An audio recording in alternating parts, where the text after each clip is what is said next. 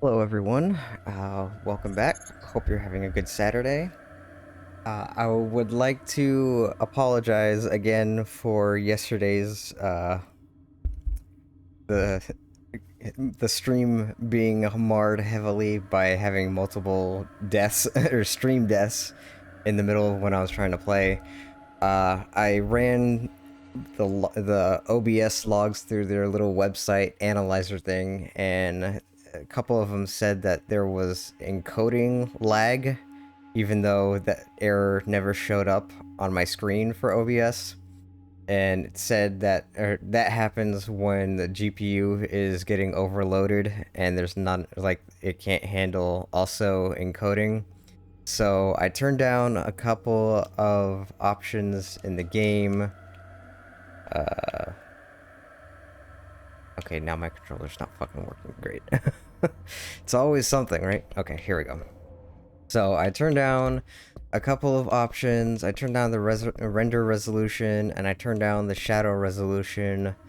The game is pretty dark as is, so hopefully you won't notice a change in the shadows. The shadows usually is a thing that majorly is when you turn down the shadows on my video card, that seems to have a pretty big impact. And then on OBS, I also turned down the presets from max quality to P7. Preset 7 is the max quality. I turned it down to preset 5, which allegedly is pretty close in visual quality while allowing the GPU to have a little more headroom. I guess we'll find out. So let's get started.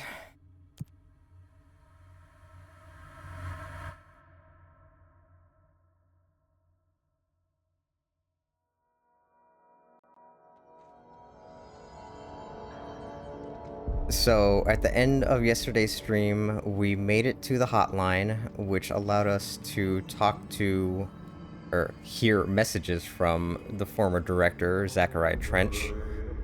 And we talked to Emily about it, about undoing the directorial lockdown so we can find our head of operations, Marshall. She's asked us to document this incantation, as she calls it. You mean like in person? In person, with a pencil and paper. I think she's trying to get us killed. And after that, the sector elevator mysteriously unlocked. Time to work. Meet me in Domain de Nanos. Of course, as soon as I click to go on stream, my cat wants attention, even though she's already been fed twice. Like I said before, the janitor is a friendly face.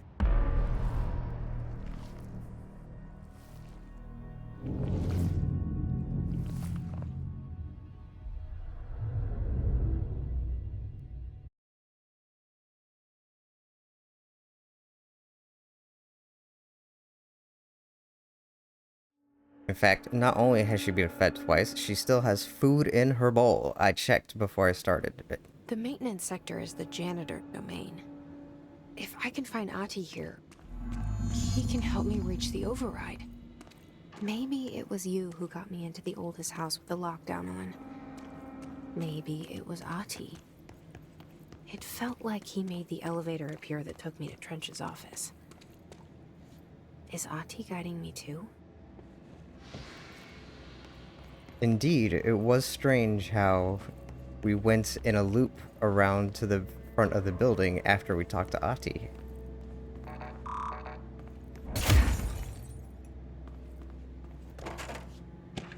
Book Club, Lopez.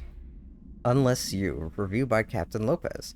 These days, most YA novels intertwine the coming-of-age story with either a contrived dystopian setting or a tragic romance, unless you manage to do both. In the story, the protagonist and her love interest search for a cure to a virus called the Fix, which is simultaneously killing her and spreading across the whole world. To find the cure, they go on expeditions into dangerous, uncharted territories. The people all live in walled cities now because dystopian future. And along the way, they just have to fall in love. I liked how we never got to know if the fix was ever actually fixed. The ending was bold, especially for YA. The main character succumbs to the fix when she's so close to the cure and commands her love interest to go on and save the world. She knows this is the end for her, but that the job can still get done. She dies out in the unknown, alone, and surrounded by danger, but never loses sight of the goal. That's a good soldier's death. I give this book 3 out of 5. I feel most of the teenage angst is a little lost on me, but I recommend it to my brother's kids.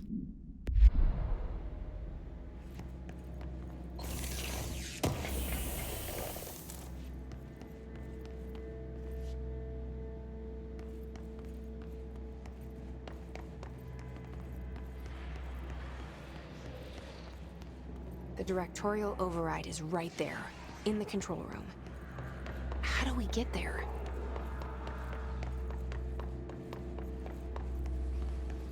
This hallway is what Alex Battaglia of Digital Foundry calls the hallway of death, because the volumetrics and the reflections and everything apparently tax video cards pretty hard.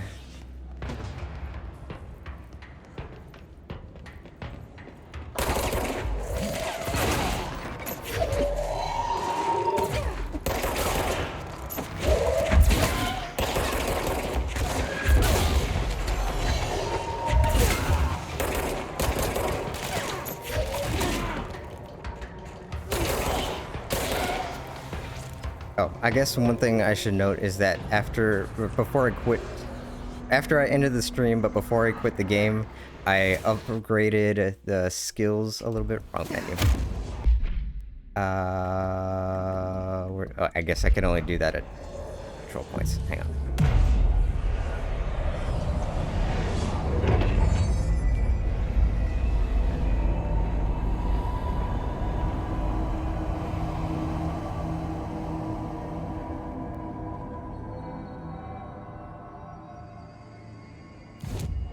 Okay, so I gave myself a little bit of energy boost and then upgraded launch, so it does 50% more launch damage.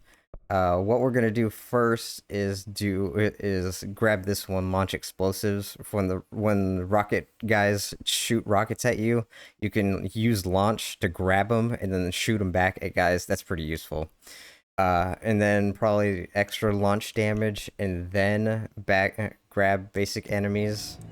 I might do enemies first before more launch damage. You can grab them, like, you have to hit them so they're, I think it's like a quarter health or lower, and then you can grab guys, or you can grab them when they're already dead.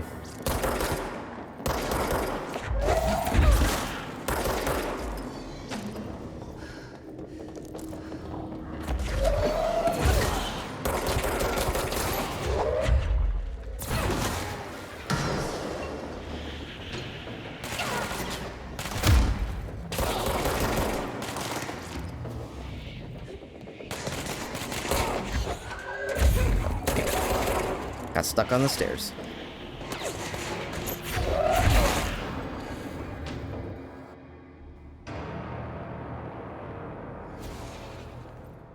So as you saw there, when I was talking about deformability in the environment yesterday, you can, when you use launch, if there aren't any objects, or okay, you see how it's like this object is highlighted, that means you're gonna grab it with launch.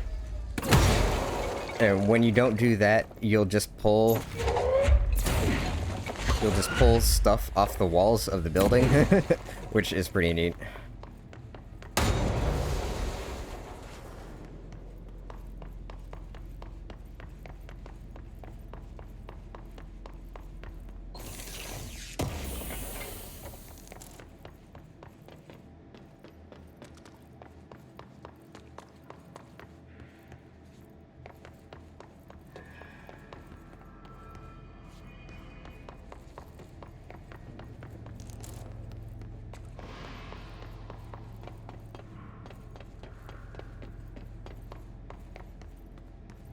What's down that way?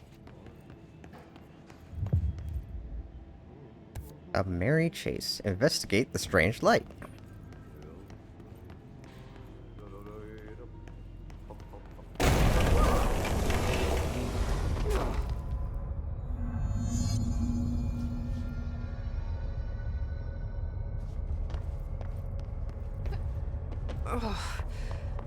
place makes me nauseous.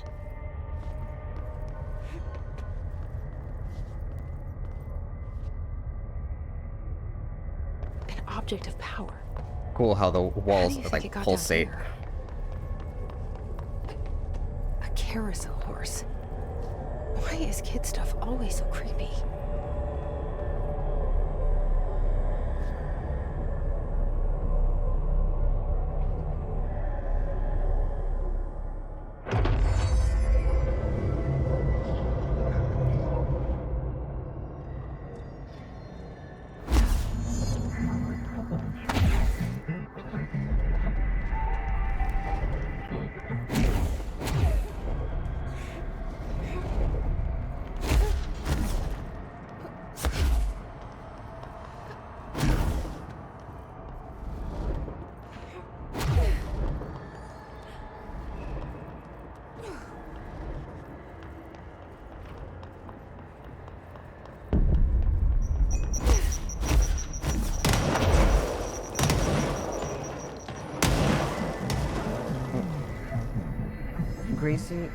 Gracie, you already have food. You don't need my Let's see attention. Hess keep up with Oh me my now. goodness, my cat.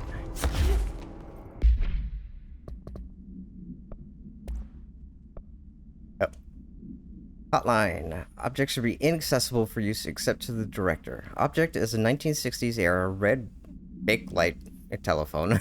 The rotary dial has been replaced with a black knob of unknown purpose. The phone weighs redacted. The object allows the director to communicate with the board.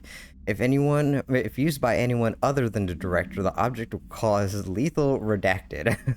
The object is currently bound to Director Trench. Background. The object spontaneously manifested in the director's office, placed on the desk. Director Northmore was the first known bureau agent to use it. A battery of tests were run on the object, including redacted and redacted, but its origin remains unknown. Acquisition date. What is that? August 1965. Merry-go-round horse. Object should be kept in a confined space when unbound. A fiberglass horse once used to a seat for a merry-go-round ride. The pole is still connected to the object. The object is capable of moving short distances at high speeds. This can be quite dangerous when redacted its path. The object is currently bound by redacted. The object was discovered at the site of an abandoned amusement park. A local redactor reported that the rides would move on their own and that they would be chased out. When these rumors reached the Bureau, see America Overnight, episode 235, agents were dispatched to investigate. 3 local redacted were found dead at the scene. The object attacked agent redacted by redacted. Agents invoked Formula C5 to redact the object long enough to blink. Acquisition date, June 14th, 1998.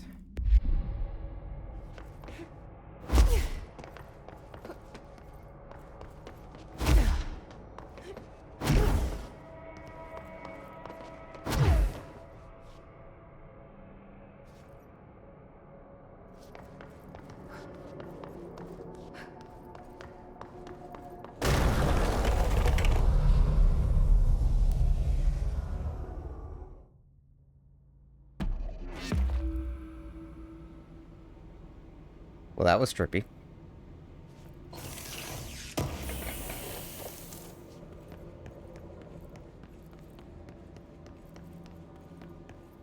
Oh, here we go. Threshold Kids.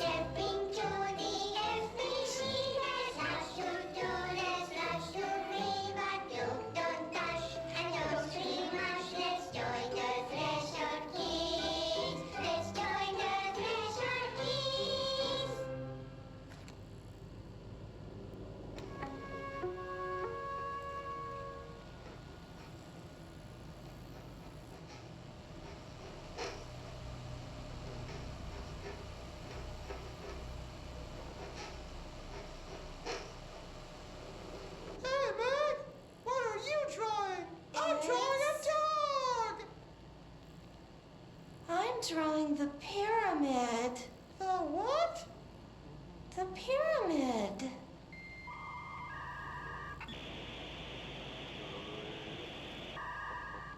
What's a pyramid? The Black Pyramid. It's in the astral plane. Airplane? Astral plane. It's big, white, and empty. Or is it? It's a weird, crazy alien dimension. The white goes on forever. You can get lost in all that white and never find your way back home. I miss my home.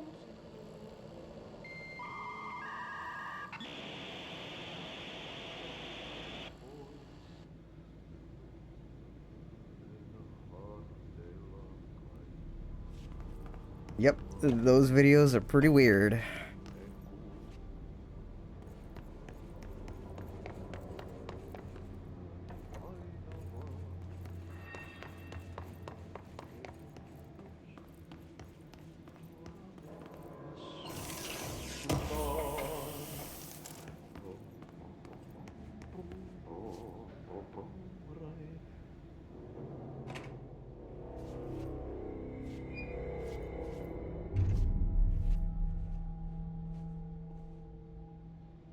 Well done. You got the job. It's place for congratulations. Yippee, saatana. It happened in the last drop. I truly need an assistant. Funny thing is, I've been a janitor. I'm more at home in that role than as the director.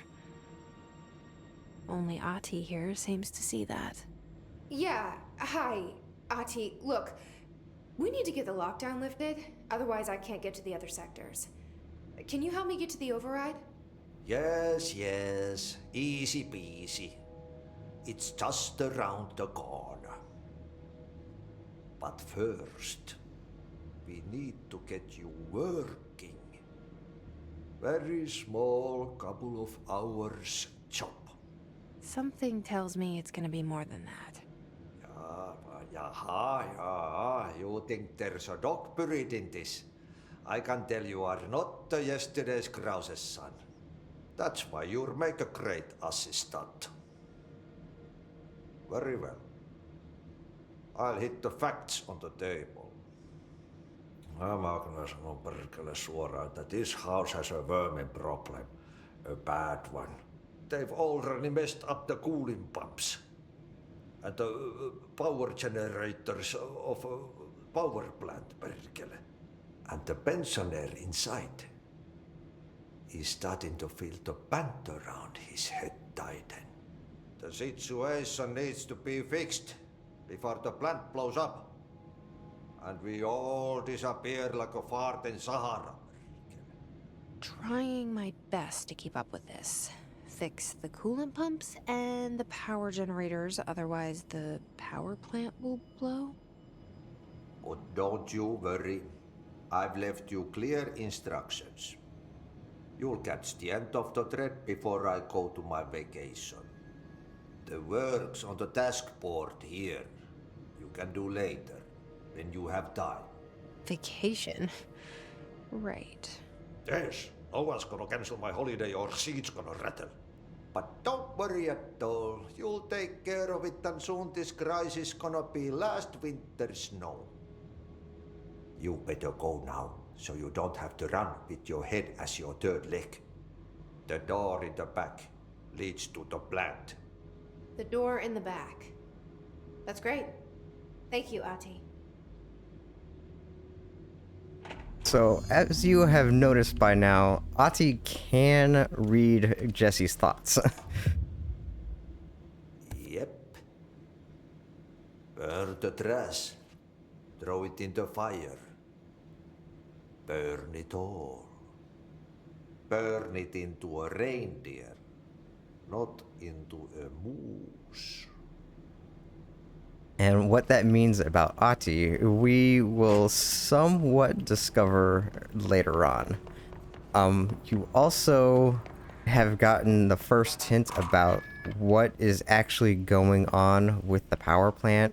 We'll hear a bit more about that, and I will explain what is going on with the power plant later, because it's entirely what it seems. Like when we watched this, when we were at the end of the stream yesterday, we watched the two. Yes. Lord Moore is the director. Started to climb on the walls in his bachelor pad. Yes, exactly. The pensioner inside the reactor is, well, okay, so Ati just kind of spoiled it, but the pensioner inside the reactor that we have to stop from blowing up is the former director Northmore, and I'll explain why that is, or how that so happened what happens later. again if that thing blows up? Power. Explosion. Too much. Director's duty. Keep the lights on.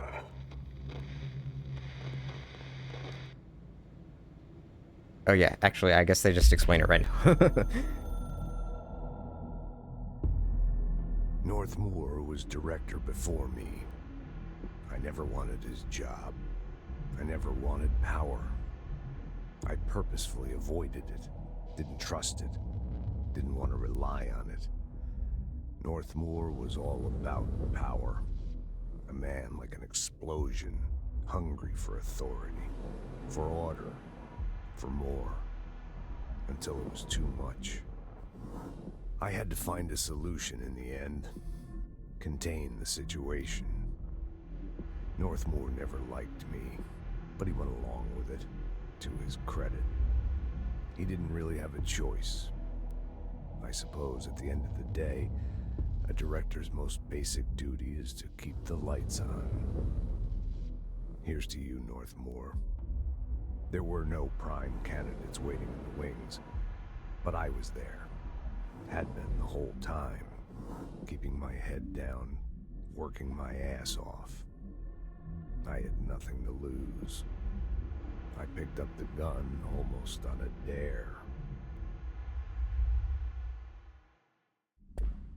So, what happened is Northmore was the previous director, right? And as Trench alludes to here, what happened is that he bound just like every object that could be bound to himself, and he couldn't handle the power. Like, Jessie has her superpowers that allow her to do all this, but Northmore was just a guy, and he bound everything he could to himself, and it basically overloaded him. Like, it doesn't really explain, like, as far as I know, there's no document that actually explains, you know, the quote-unquote physics behind it, but basically binding that much power to him caused his body to like turn into a fusion reactor essentially, and so they boxed him up in a reactor, and now he powers the place. An object of power escaped the Panopticon a couple of weeks ago, and they want everyone to keep an eye out for it. So if anyone sees a merry-go-round horse zipping around the sector, alert me immediately. Do not try to contain it on your own, and definitely don't bind it to yourself. Your security chief, Simon Reich. And also, one thing that we will learn later is that the reactor that is here now is not actually the first reactor. This is the second reactor. We will see what happened to the first reactor down the line. Go talk with Chief Arish in the security booth. He's in charge here.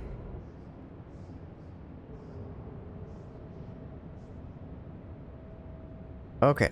We're back with another attempt. So the stream died again, obviously. I still don't know exactly what's happening. I put the new log for the crash through their little analyzer thing again, and there were no errors. It didn't say anything was wrong, not even like encoder lag or whatever like the last one did. So that didn't help. So I just turned down a whole bunch of graphics options One thing I did notice is that, here, let me turn this on real quick. On the bottom, like the bottom right, I have this graph, and it says available VRAM used, right? And right now, it's at 5.06 over 5.9, or 4.9, which means it's using more VRAM than it should already. And the settings I had, it was actually getting up to 5.6 gigs used, which is completely maxing out everything. So the only thing I can figure is that maybe the options were using so much VRAM that it was killing OBS. Dangerous out here, lady. Go see Chief Arish. He's just inside. He'll help you. But that's just a guess. I have no idea what's going on. I guess we'll see if the stream dies again. I don't know. I Try don't to know. stay alive. They all have HRAs. We're on the same side. My name is Jesse Faden. I'm here to perform the directorial override to get the lockdown lifted. Yeah, Chief Arish, FBC Security. I'm just... Oh, hang on, you're the new director. It's a pleasure, ma'am. Let's skip the formalities, please. Right. Faden, ma'am. Look, as you can probably tell, it's a bit of a shit show down here. We've been holding our ground, but whatever's gotten into our buddies has them wrecking the coolant pumps and the power converters.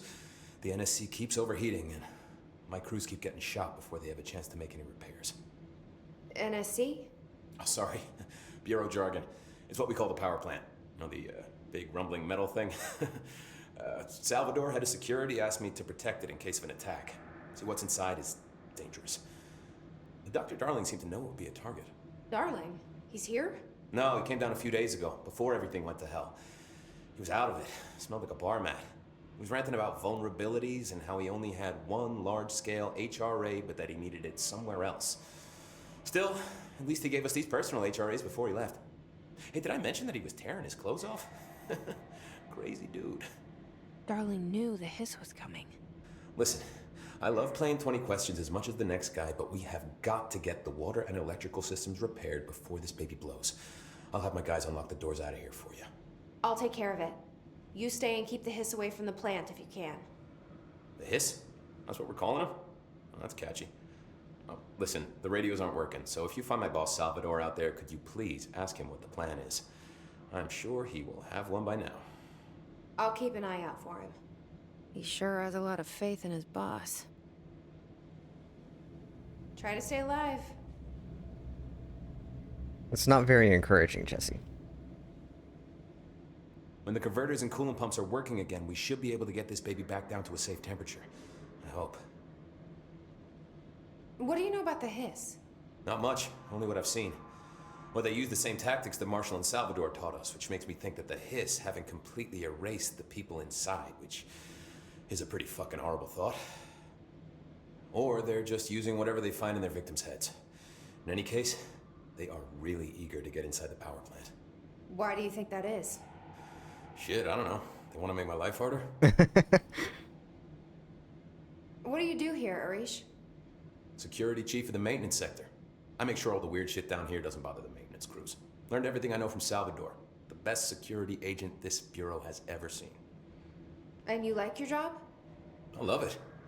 You know, everyone thinks that maintenance is the lowest rung on the ladder just because we fix pipes instead of writing memos, but I gotta be honest. These are the bravest people in the goddamn building. I'm proud to work with them.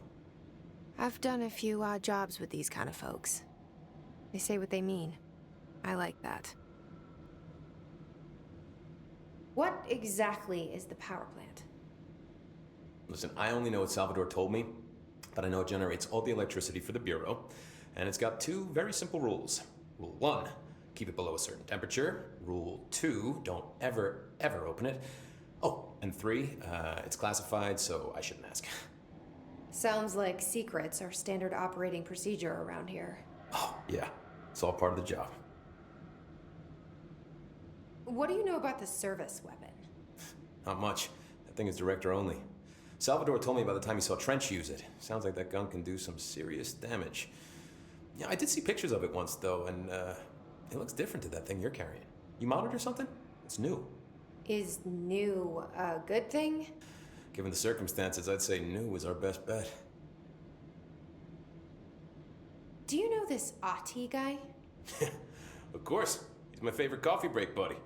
Dude has got some crazy stories. He probably knows more than anyone else around here, if you can make sense of what he's saying.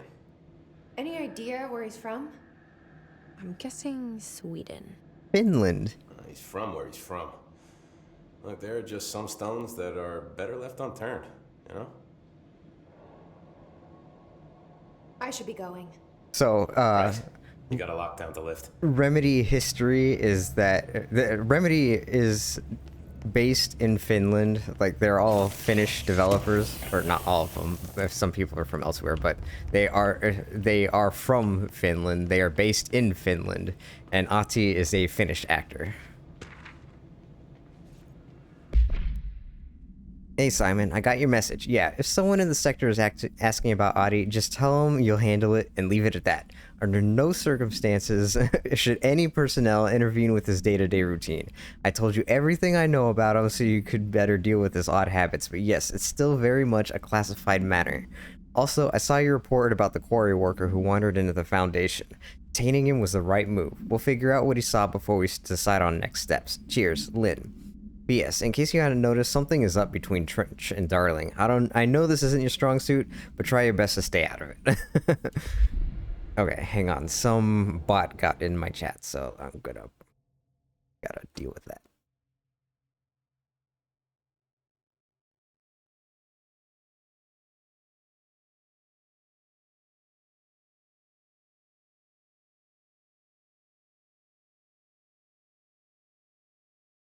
Oops.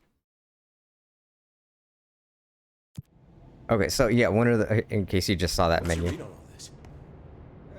Energy conversion's well below the acceptable percentage. Internal pressure's climbing so fast, I'm amazed the NSC is still holding. When it blows, we're all going with it. Oh, thanks, Frank. Real positive. So if you saw that menu that popped up on screen, and one of the other things I had to change was the upscaler. I was using the Intel Zest upscaler because it looks better. I don't know, during those conversations, if you saw like things flickering in the background, Zest takes care of that stuff a lot better, but it also uses more resources. So I switched to FSR, which uses less resources. Hopefully that will be a part of keeping the GPU usage down to keep OBS from crapping out.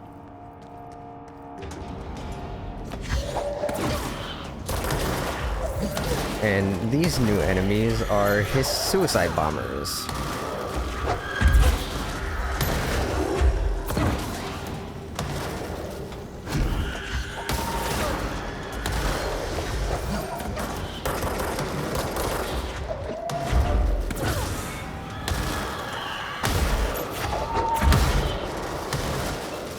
Hiss charged. The Hiss charge agents are examples of extreme physical deformation resulting from Hiss corruption. The Hiss charge display an unthinking fixation on any non-corrupted individuals in the area.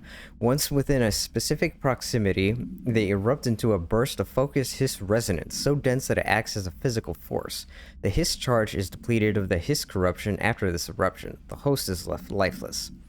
This behavior may be an adaptive response to the HRAs. The Hiss charge are designed to blow the devices off potential hosts, exposing them to the resonance.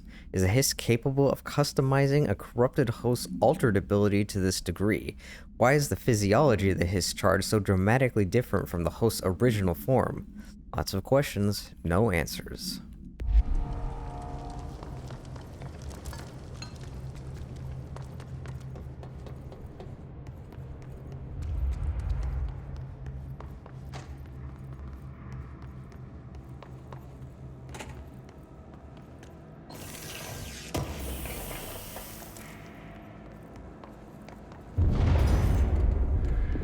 And here we learn Replace the parts. about the power cubes. There will be switches throughout the house that require power cubes to, well, power them. And so we have to use launch to get the cubes back into place.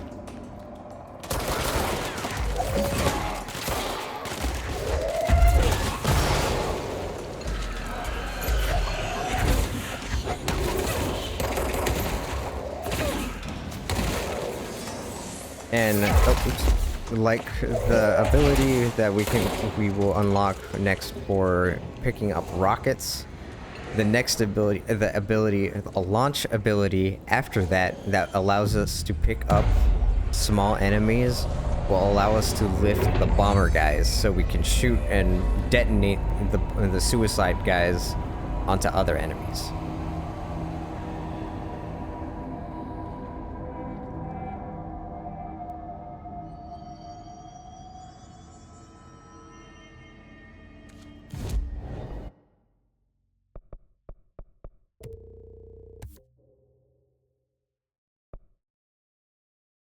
Two more points.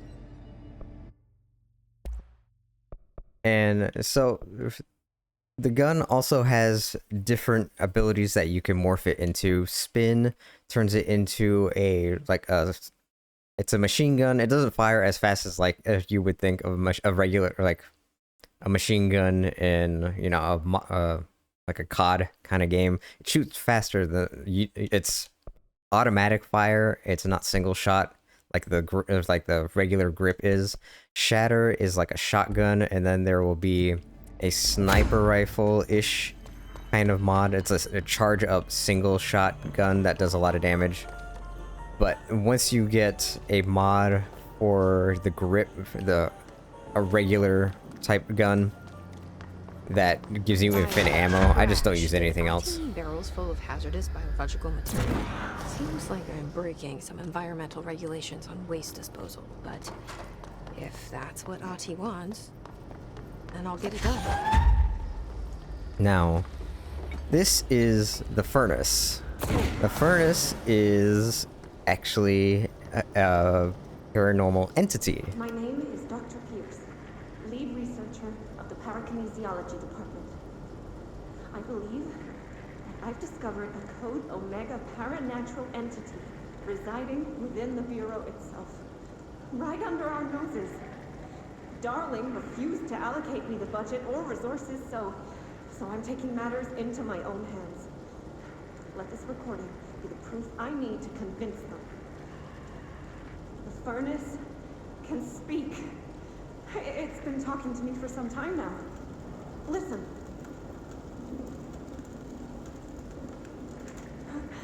Did you hear that? It's a sentient force capable of communicating. I checked, and there's no record of ever installing this furnace. I believe that... Oh, sorry. What? Yes, I can feed you. What do you eat? I see. I'll try to find some volunteers. Now, the thing about it is that even though it's a joke that, you know, only she can hear it, you're not hearing it on the recording, so obviously people didn't take her seriously, but the furnace is, in fact, a paranatural entity.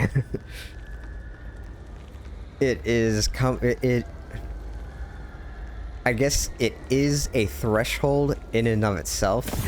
I guess we haven't explained, Emily hasn't explained what threshold means. A threshold is a doorway or an entrance to an alternate dimension that pop up through the oldest house. Because the oldest house is itself like, it's much like the Ocean View Hotel in that it contains doorways. It is a dimension into itself that connects other dimensions to each other, like the Ocean View. It has many doors, right? Oh, oops, I already read that, or listened to that. I was going to grab the, this thing. Mail to complaint. Hey Bozer, get this. The accounting department still says they haven't received my expense reports. They say the receipts probably got lost in the mail tubes because of a shift or a threshold or some such fuckery, and that if I don't have the originals, they can't verify my expenses for reimbursement. This is such bullshit. Why do we even use these fucking tubes if they just spit our mail out in some other goddamn dimension? Just venting here before I can make a formal complaint. Useless pieces of shit. So, anyways, the oldest house, and I mean, it is well, we're not entirely sure. It may be sentient it may be altered by sentients that can that know of the oldest house existences and can alter it, but because of that, things sometimes creep in, like the furnace, and then as we will see shortly, the mold, or not the mold, but well, I guess there is a mold that does enter maliciously, but there is also like a dirt monster that tries to get into the oldest house.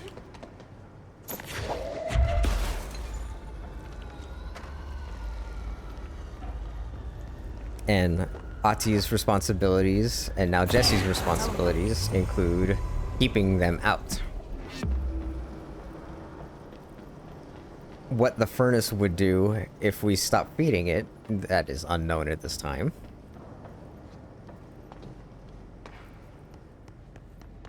And then here we will see, we can't do anything with it yet, but we will see the beginning of the infinite ammo mod. Let's see, there's 6, I want to say, TVs that have flames on them. The flames indicate that they're supposed to go in the furnace. And when you get all 6 of them, the furnace gives you the infinite ammo mod.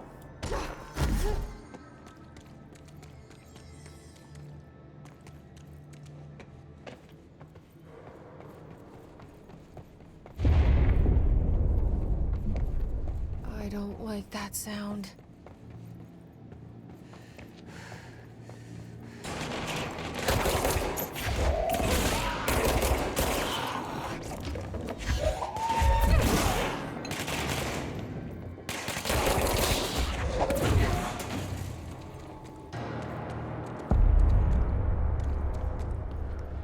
Bro, go to shit. Mix it fast. The plan can grow the spoon.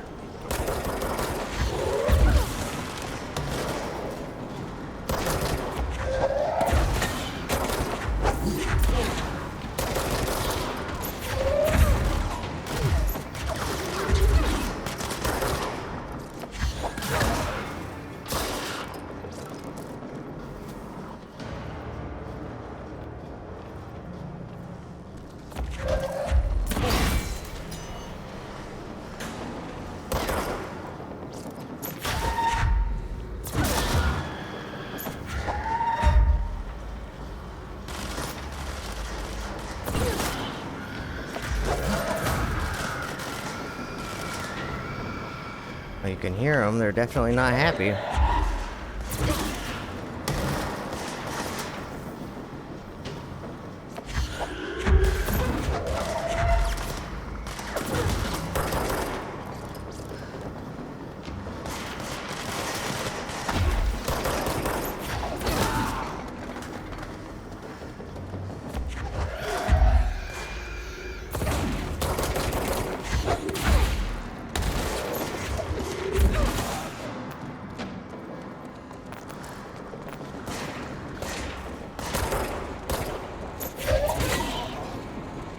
Oops.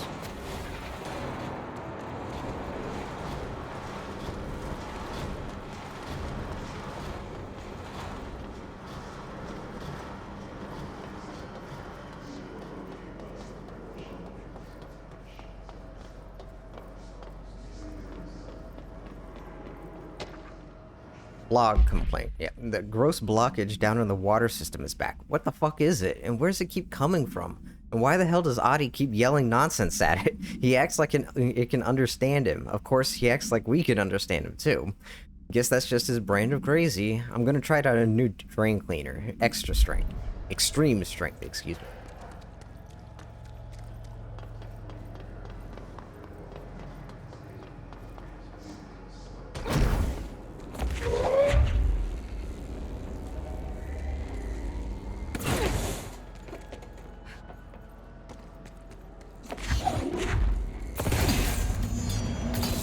Shit. What now? My old enemy, the clock, is blocking the pipes. You need to deal with that shit. He's very clever. He's trying to sneak in.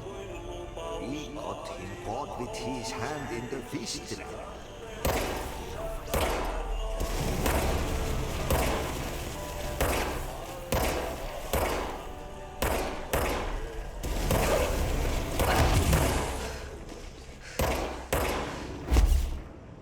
What the hell is that? Oh, that's the most disgusting thing I've ever seen.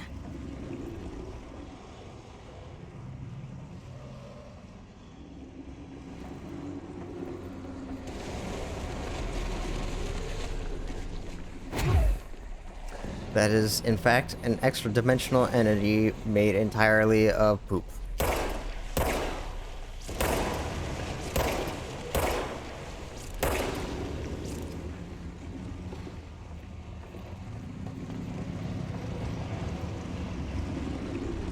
Or, well, maybe it's not actually poop, but it looks like poop.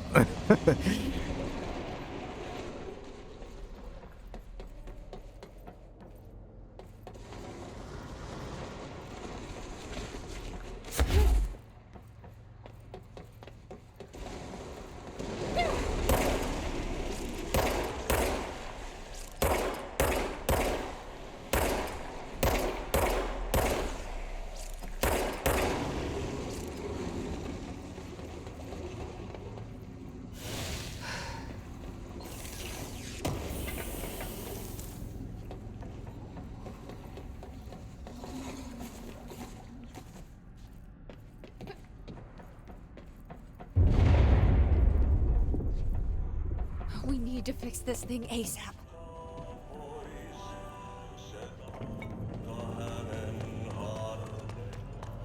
There go the pipes. Nothing more satisfying than manual labor.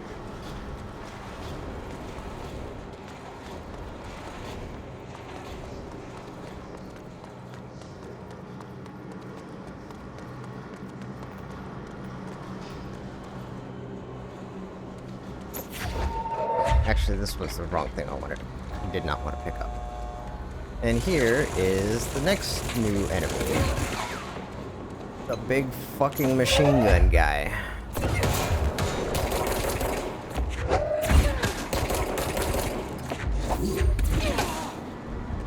Hiss Trooper.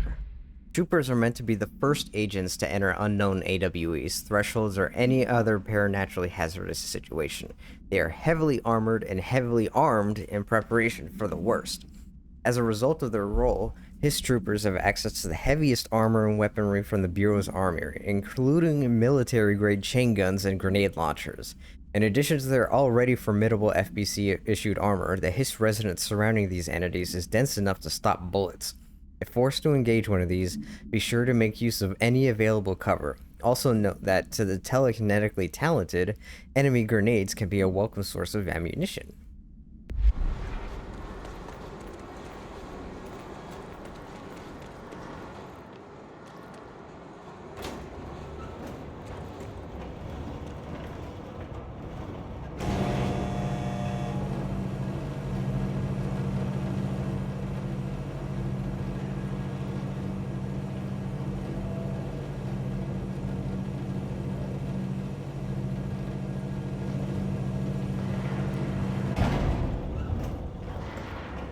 Sounds like gunshots. Is somebody still alive?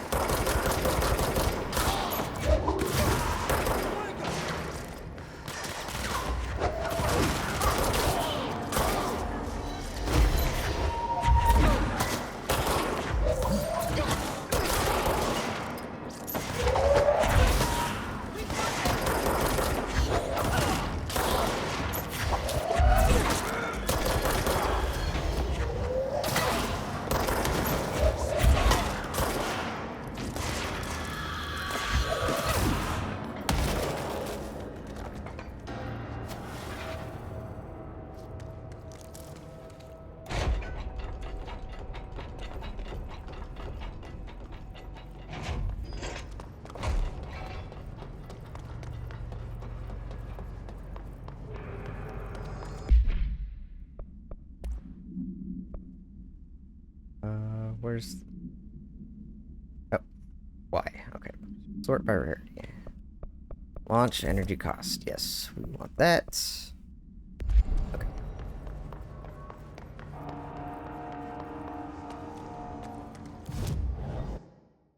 And we want launch basic enemies.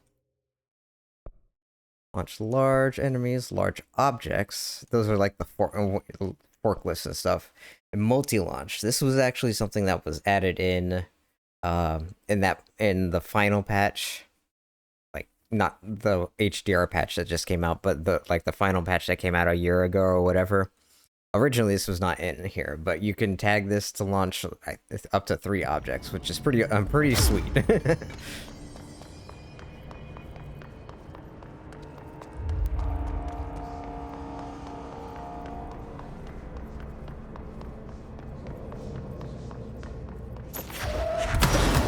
Oops. Well, that didn't work as planned, did it?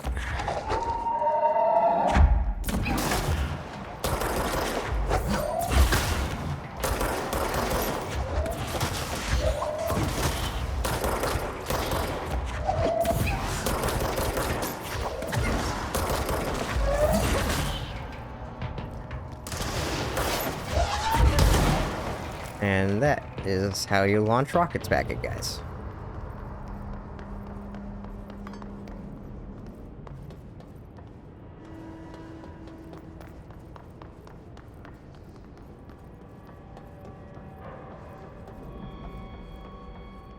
Can't really read that from this angle.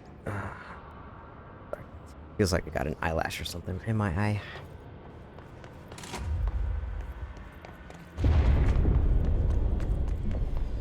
Just hold together a little longer.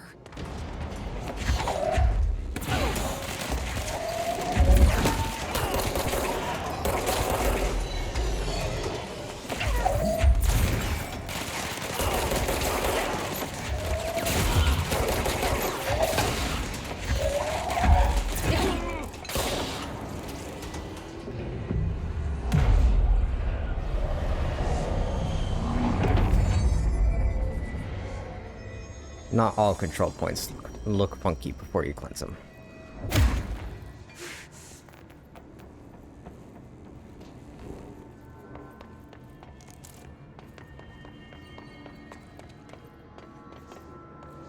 It's fried up. You need to fix it before the old twig bats inside the plant has a shit fit.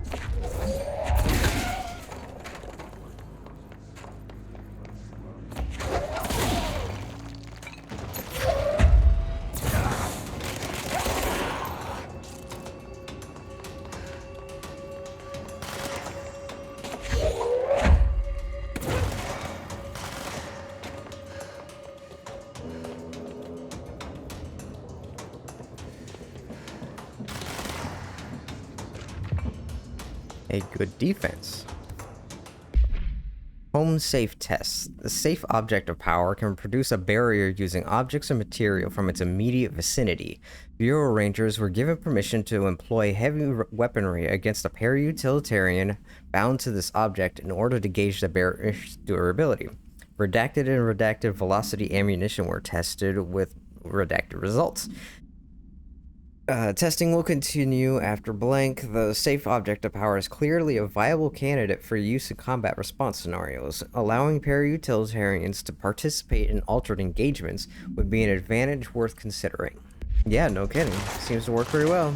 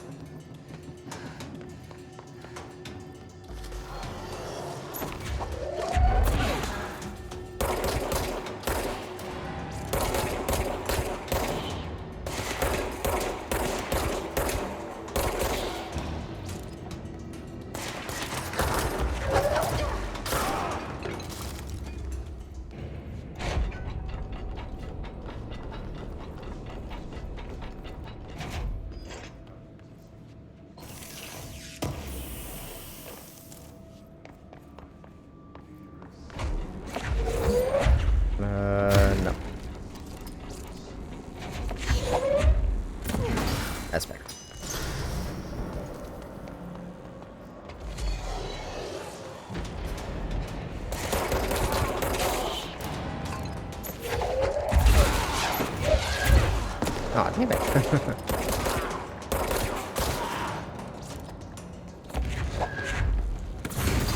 Good thing there are just power cores all over the place. Now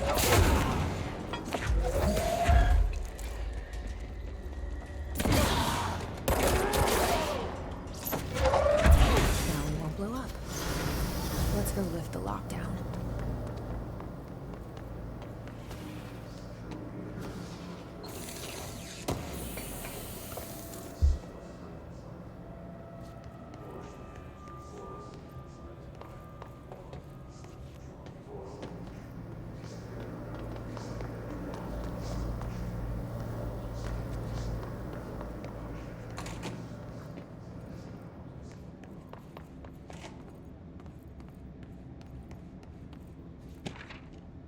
Upcoming game reminder. Next game is Wednesday at 8. Usual spot. Hazard owes me $20. Reach still on the fucking winning streak. Somebody please figure out how he's cheating. Thompson suspended for a game because of that shady dealing incident. Guy, I owe you $60. I brought beers last time, so it's Heppenstall's turn.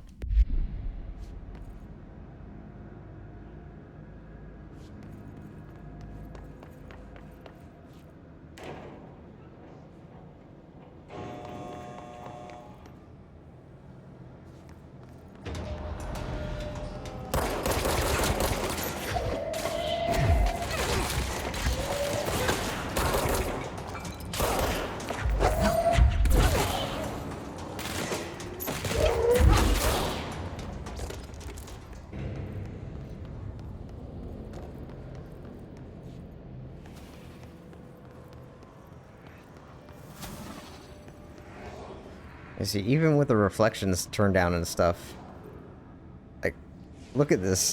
This place looks really fucking cool.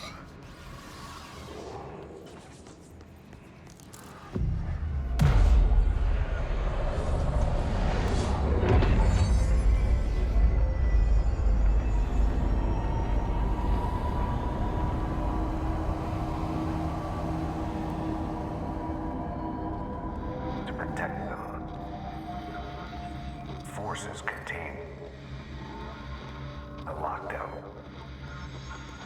Could only be lifted by a directorial override.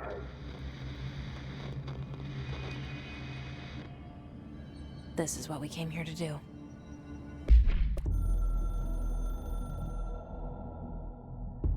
So much is expected from the director.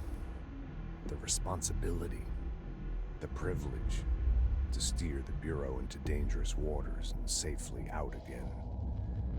To inspire and lead its people, to protect them. The board is there to advise you, but they want things in return. You hold all this in your old, trembling hands. I had to lose everything before I could see the Bureau is the director's life. There's no room for anything else. If the forces contained here escaped, we'd be dragged back into an age of superstition, terror, death. Assuming you think we ever really left that behind. Any emergency, any major containment breach, and the lockdown goes into effect. I implemented this security measure in my first years as director. I knew we were vulnerable. I'd personally seen the cost of sloppiness. I made sure the internal lockdown could only be lifted by a directorial override, only to be used when the director is confident the sectors are safe to be opened again. This way, the director is the last line of defense. And if I screw up, it's on me, and me alone.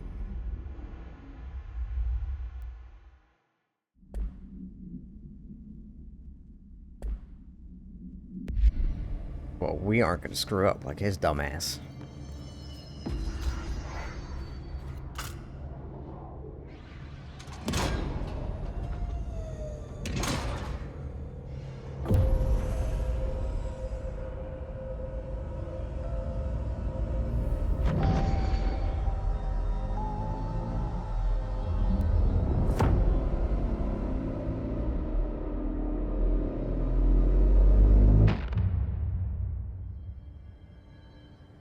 That's it. The other sector should be open now. I think it's time I told Emily why I'm here. I'll risk it. You two should get to know each other. It's because she's in love with Emily. She's down bad.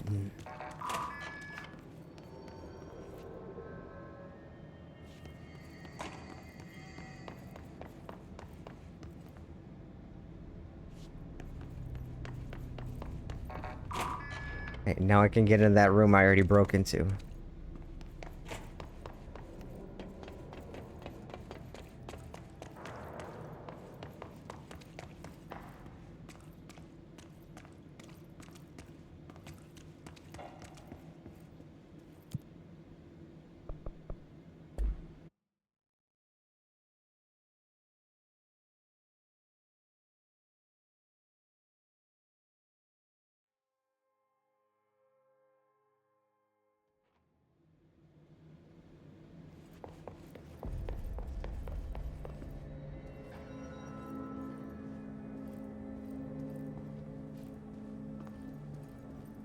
They say the new director can launch objects up to 20 feet. Bullshit. We've never recorded any distance over 5. Obviously, you never read the P6 data. The P6 data? What is P6? And of course, I can't use powers in executive sector, so I can't just be like, hey, I'm picking this up, fuck you. Jesse, you made it. And you lifted the internal lockdown. Let's talk, Emily. Yes, of course. Listen, Emily. Screw it. Just tell her. I love you. I haven't been completely honest. I have a younger brother, Dylan. When we were kids, we found an old slide projector in Ordinary's landfill. The slides created doorways to other places. Bad things happened. Came through. That's all she gets. The rest stays locked inside. But we found help. Through one of the doorways, we met something. A being. A being? What kind of being? It's hard to describe, but she helped us. We managed to turn the projector off. The bad things that came through the doorways were gone. After that, your people came. Tried to grab us. I ran away. They got Dylan. I left him behind. Bureau agents took your brother? Yes. You covered it up. No one believed me. I just want to find Dylan. I've been looking for him ever since. What happened to the slide projector? It sounds like another object of power. I thought you took it. The Bureau. Along with Dylan. I've never heard of it. But around here, I assume everything's classified. You know, I looked into the Ordinary AWE case files after you mentioned it. Trench and Darling were both involved. A large area of the containment sector was reserved for it. The case hasn't been active for a long time. I have no idea if anything's still there. Can you tell me more about this being you found? Let's hope you two get along. She's been with me ever since Ordinary. In my head. She led me to you. I call her Polaris. As in a guiding star. Did Polaris know about the hiss? If she got you in here in spite of the lockdown, she's very powerful. Which may help explain your test results. Your readings are incredible, Jesse. Now, cross-referencing them with the database, I found 2 matches in Darling's old classified files. Unfortunately, I can't access them beyond the file codes, but one was P6, referring to a prime candidate for a potential future bureau director. This was logged years ago. Dylan. Is that Dylan? The other match is on something called Hedron, which must be connected to these Hedron resonance amplifiers somehow. All I know is that Marshall went to the research sector to secure the HRA production after the Hiss first attacked. So, Marshall seems like our best lead on Dylan. I need to go after her. How can I get to the research sector? Use my keycard. The sector elevator will take you there.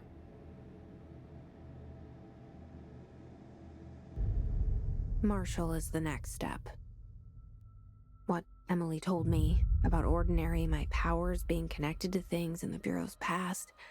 I am so close to something. Do you feel it? Something's coming. We take turns to come for a visit. I helped you. You owe me now. And when time comes, I will come calling.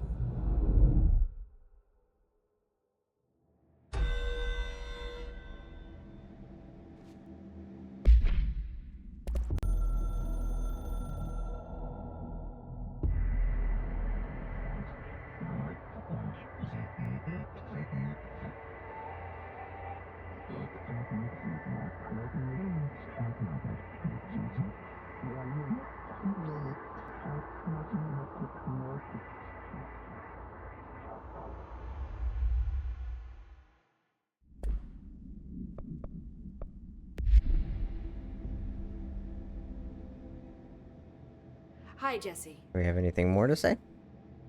Yes. I keep finding traces of Darling, but still can't find him. Where could he be? But he's usually in his office in research or one of his labs. Dr. Darling has quite a few all around the Bureau. Could be hiding in any one of them. I check myself, but I don't have access to most of them. Sounds like I touched a nerve. He didn't let you into his labs?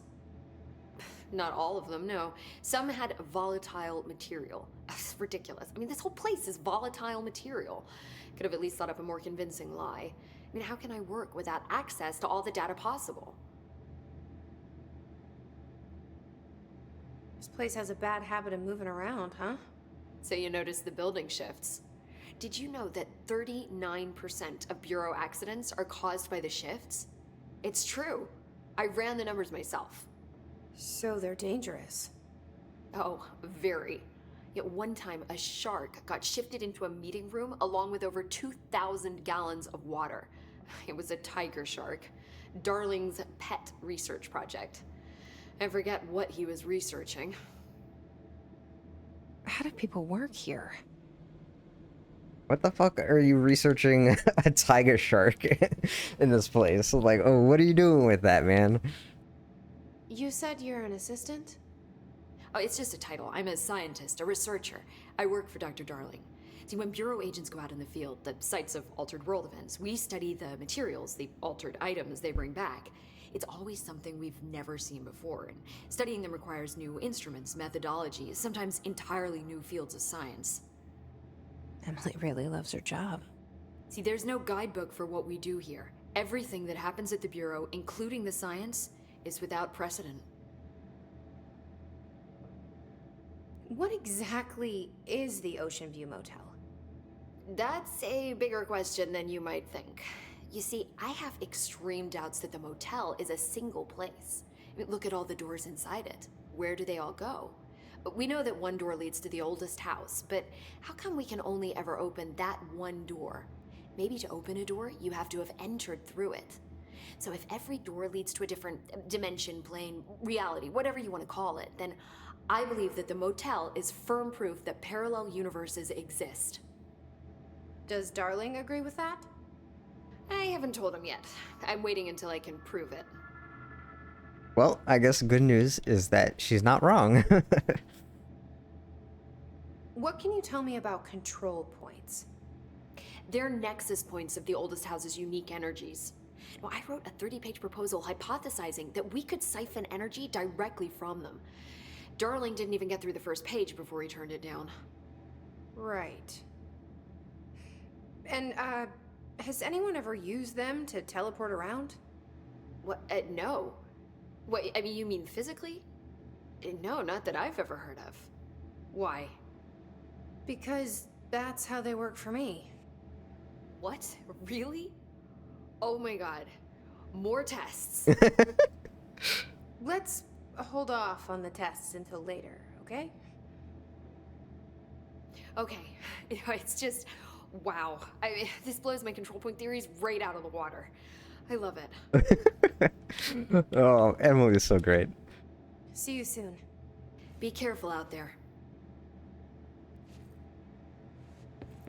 So that is actually one interesting thing about like they make sure that there's a basis of physicality to some of the stuff that Jesse does.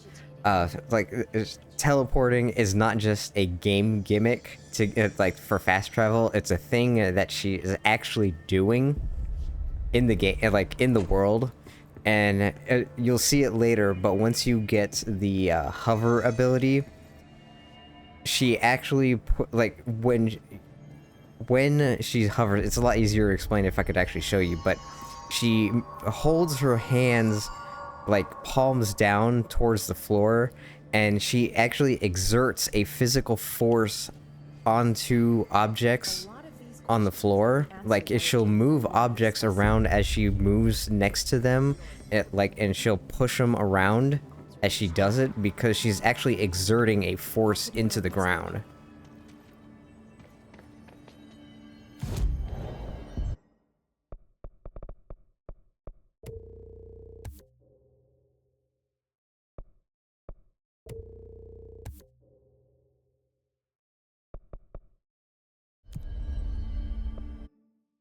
And actually, I do need to go back to maintenance and get, not that mission. This one. Actually, it probably will be faster if I just do fast travel.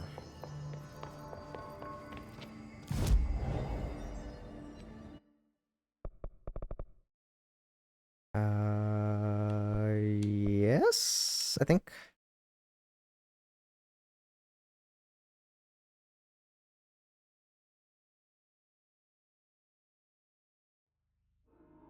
Sometimes it's hard to figure out which fast travel point is the closest.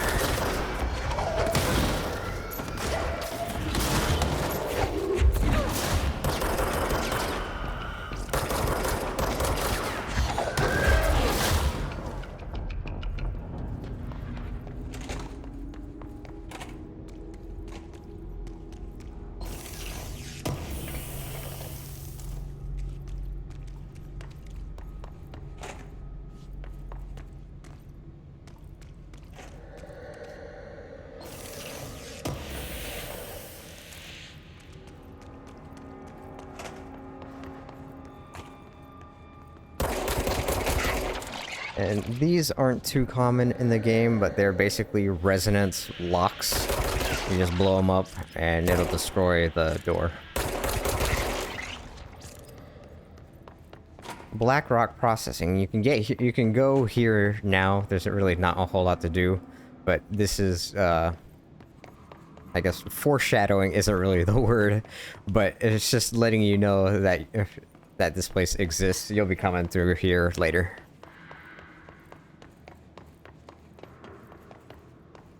But for now, we're going to the training course. Thresholds. The oldest house is a place in flux. Thresholds appear with no warning. What the threshold will contain is a question we can only answer once it manifests. The widely accepted theory is that thresholds are dimensions vibrating on a, I'm assuming, resonance frequency different from our own. When these frequencies match, the threshold will manifest in the oldest house, which acts as a doorway? Gateway? Others theorize thresholds are parallel universes, or possibly our own reality at different points in time. Some believe our collection of altered materials affects the house or attracts the thresholds. We do know for certain that thresholds are not permanent. Eventually, their frequencies will shift. Some believe Earth itself is just another threshold connected to the oldest house, which is actually rooted in some other reality. This theory, while impossible to disprove, causes blank in those who learn of it, so is actively denied. I'm not sure why it would cause distress. For people who work here, I mean, they already see pretty weird shit all the time. You'd think they'd be used to that kind of idea. Or at least more accepting. Field training, actor complaint. I'd like to follow a formal complaint respecting the unauthorized use of my voice in a state of quality that I did not agree on. The fact that they were planning to use material from what I thought was a rehearsal was not communicated to me at all. Had it been, I would have disallowed the use of those recordings. I want use of the Ranger Field training course recorded messages to halt immediately. I will not stand for this humiliation among my peers. I will go to HR with this if necessary.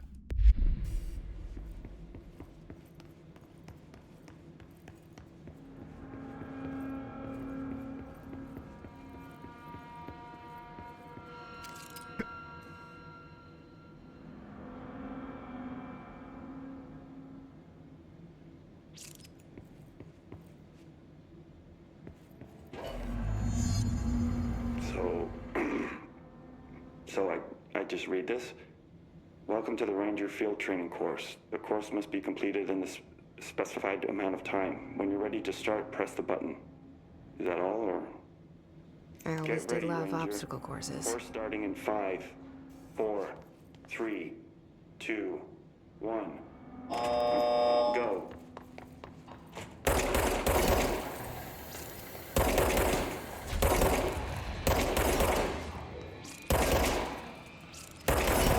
Honestly, I do think this course is slightly annoying on controller, but I just like using controller more, so I just gotta deal with it.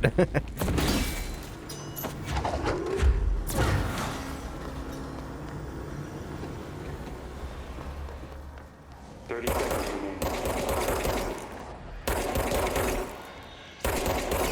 It would probably be more annoying if I had to actually reload my gun, but... And how do you think that these... 15 seconds remaining. How do you think these obstacle courses actually work for people who do not have launch? Like, they have to manually pick up a block.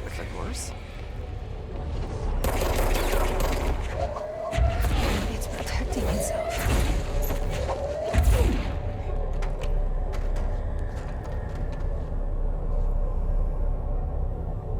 Wow, that's a very pixely vault. Like I said, the upscaler I am now using is of inferior quality to the one I was using. Now, this is shield. Honestly, this will probably be the only time I ever use it in the entire game. Not gonna lie, I don't use it all that much.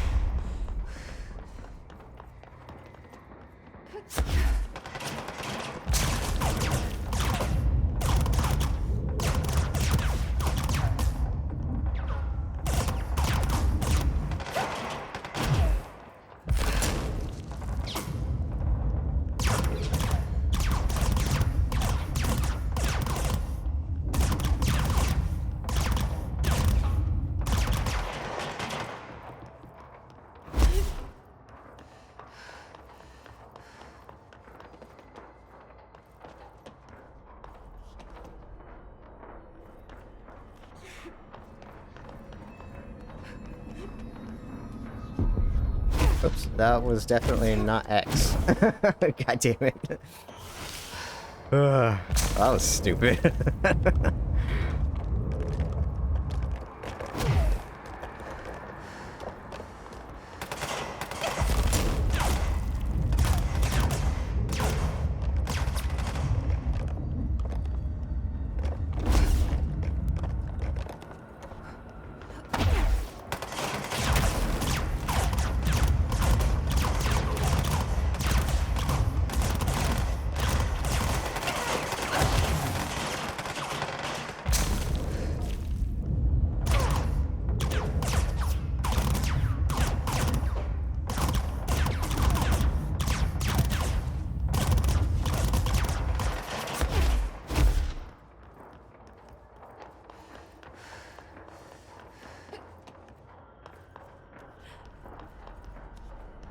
Okay, this time we're pressing X, not Y. There we go. Hey. Good time to have a shield.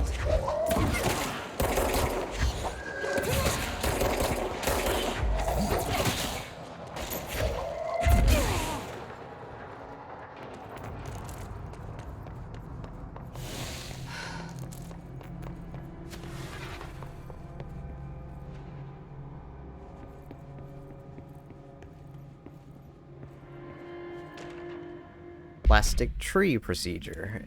Item must be contained within a soundproof cell. A Holiday Memories brand white plastic tree with green plastic stand. The item repeats words and phrases spoken in a range of blank feet, always in a tone below blank hertz. Verbal mimicry has profoundly distressing effects on the individual it is copying.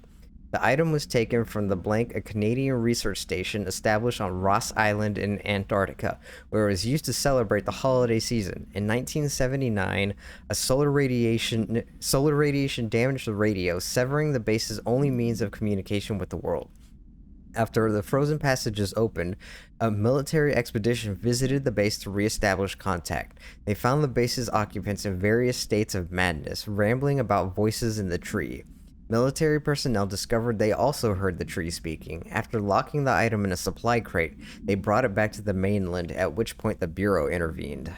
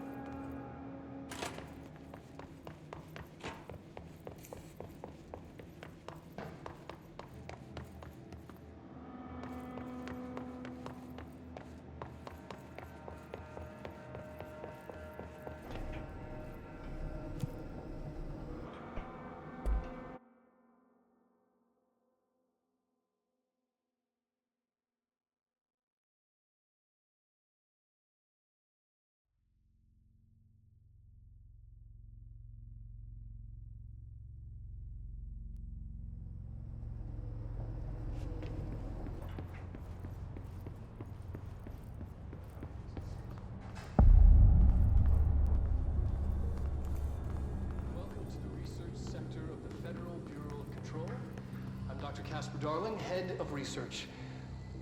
Somebody thought this video would make for great internal communications. I'm looking at you, Mr. Tomasi. So, this is where the magic happens. Anyway, I've been here for 24 years now. I've always been here. And through those years, we've made astonishing discoveries, authored studies of grave importance, and in all this work, there is one thing we know, and that's how little we truly know. Rest assured, we're committed to keep pushing the known laws and borders of reality, and to make the Bureau proud. So, welcome. Assuming you have the necessary clearance, and do follow the safety protocols. Read the manual. Otherwise, bad things will happen.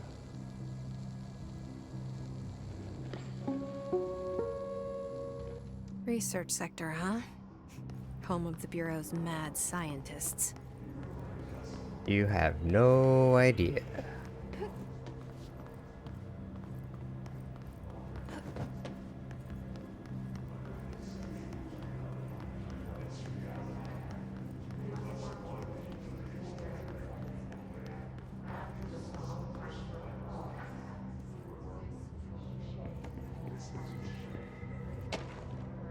Plant complaints.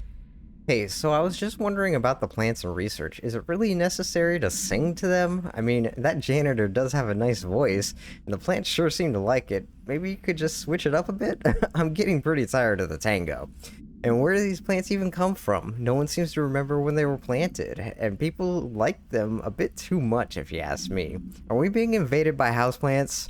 Worth looking into. Well, not entirely wrong. Shoebox notes. Some notes. I think I've stumbled into something here. Only notes Only notes, early hypothesis now. Further tests needed. Shoebox. Retrieved from ordinary. Potential altered item not flagged. AWE in the lab. Everything affected but the shoebox and contents. We recreated the event. Same result. Recreated with a different shoebox from home. Same result. What the fuck? Summer 2012. Referencing ordinary AWE 2002. Samantha Webb's repopulation ongoing in the something. Blog, the house, this house of dreams. FBC alerted. Okay, so back when this game first came out, this house of dreams is an actual blog. Like, you can go read it online. It's what do they call it? An ARG. It's like one of those things that it connects to this game, but it's supposed to be, you know, quote unquote real. It's somebody's actual blog. But you can go look at it. Contents point to Thomas Zane, referencing Bright Falls, 1970 summer, 2010 fall. Thomas Zane is from... Actually, okay, the name actually originates in their first game. I don't, if you remember, I talked about it briefly at the beginning of the last stream. Their Death Rally, I think that's what it's called. They had a game, like their first game was a little racer, you know, you race around a track. I think it was like top down, like one of those arcade games. And one of the characters was named Thomas Zane. And then in Alan Wake, Thomas Zane is a character that was in a part of the original Dark World incident back in it's 1970, but that doesn't actually seem right. I think it was actually in the 60s, and he helps Alan Wake, and within that section, because of the things that happen around Cauldron Lake, Thomas Zane might actually be two different people, maybe even three. The way Cauldron Lake alters things, it's very complicated. It's not something to get into right now. It's very complicated. But anyways, the shoebox, in addition, itself is actually an altered item from Alan Wake. The clicker that makes things reality, like makes things when Alan Wake or another para-utilitarian alters reality through their art, using the clicker makes that change permanent for everybody throughout reality, and the shoebox is what contains the clicker. So, who took the clicker? We are in the middle of a test here. Bring it back. The clicker is gone because, as we will find out later, Alan Wake needs it, and he has taken it, essentially.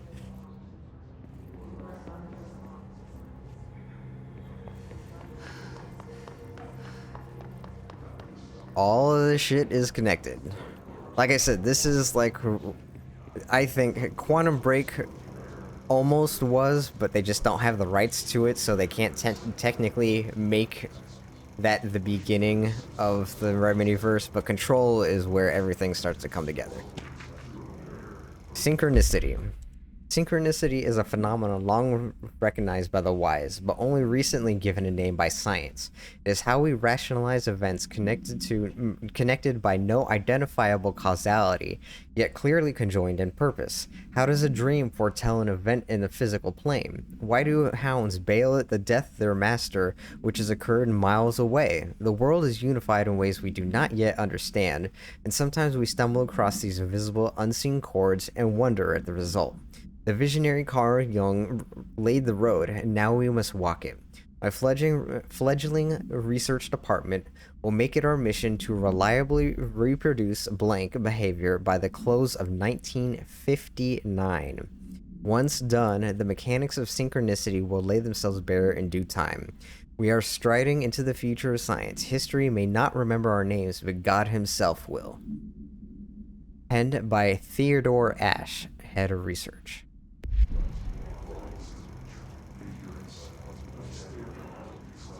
And this, I do not actually have any proof of it because this is not a room that you actually find there, but I believe this is a picture of the Ocean View Motel, one of the rooms in there.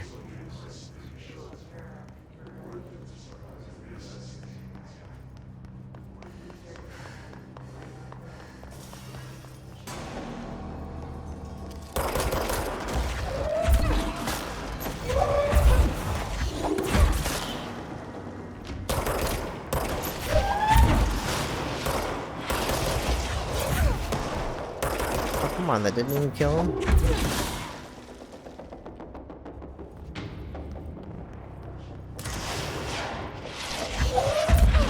Oh, that did.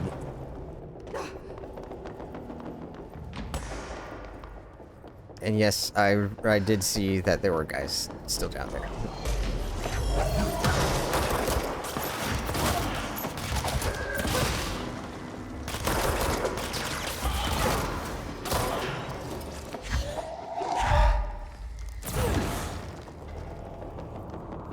Dimensional research.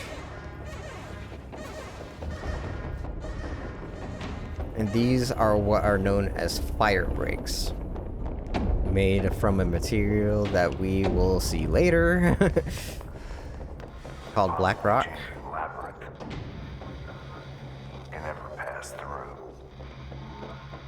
Dimensional research. Every measure of security. How this actually works, you know, you couldn't fucking tell me at all. Like, how did they make this? How did they attach things to this void of space? I don't know. Suppose we should actually hit that hotline.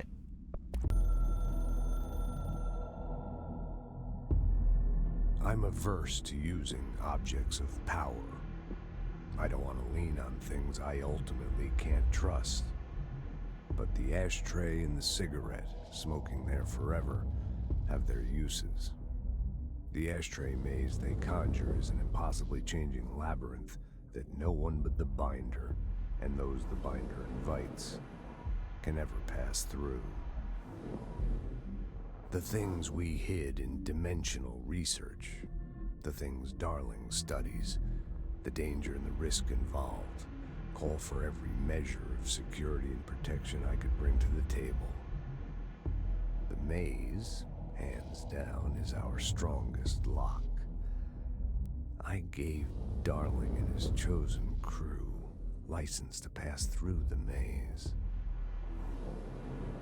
Lately, I've started to think I should revoke that license.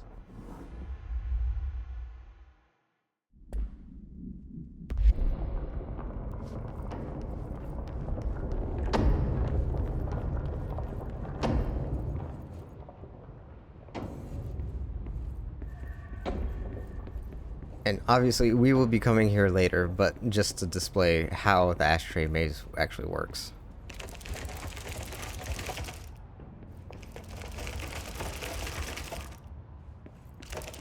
Because it looks pretty cool.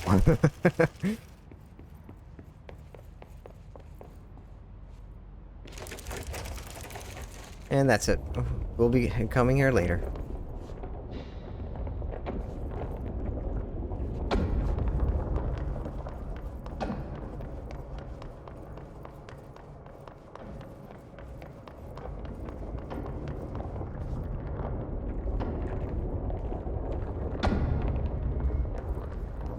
You know, I asked how they built that fire break in the first place, but it kind of makes you wonder how they build anything in the oldest house. Like, what shape was this in that they are able to, like, carve rooms and stuff out of it? Just...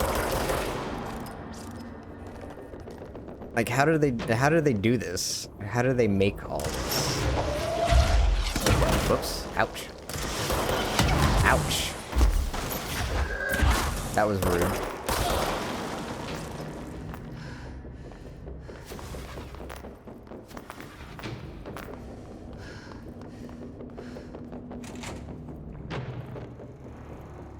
Like, this was not a building that was constructed, right? Questions recently regarding HRAs. What are they for? Do you always need to wear them? This might be an easier scene. Nope.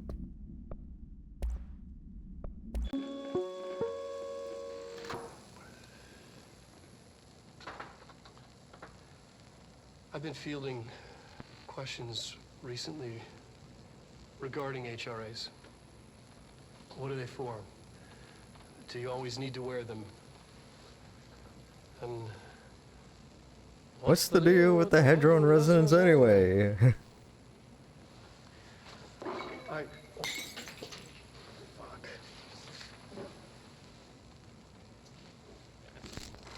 Despite what you may have heard, HRAs are not monitoring devices. We're not tracking your movements or listening to your conversations while you're wearing them. We do that regardless whether or not you're wearing an HRA. Think of them as a life preserver. Only instead of water, the thing HRAs protect you from is classified. One day that classified, not water, might pour in, and you'll be glad you got an HRA keeping you afloat. And if you don't have an HRA, don't worry. It'll be quick and painless. Kidding. I'm kidding. We're making more. So, Darling at this point is totally off his shit, and things are pretty dark. What's the deal with the Hedron resonance anyway?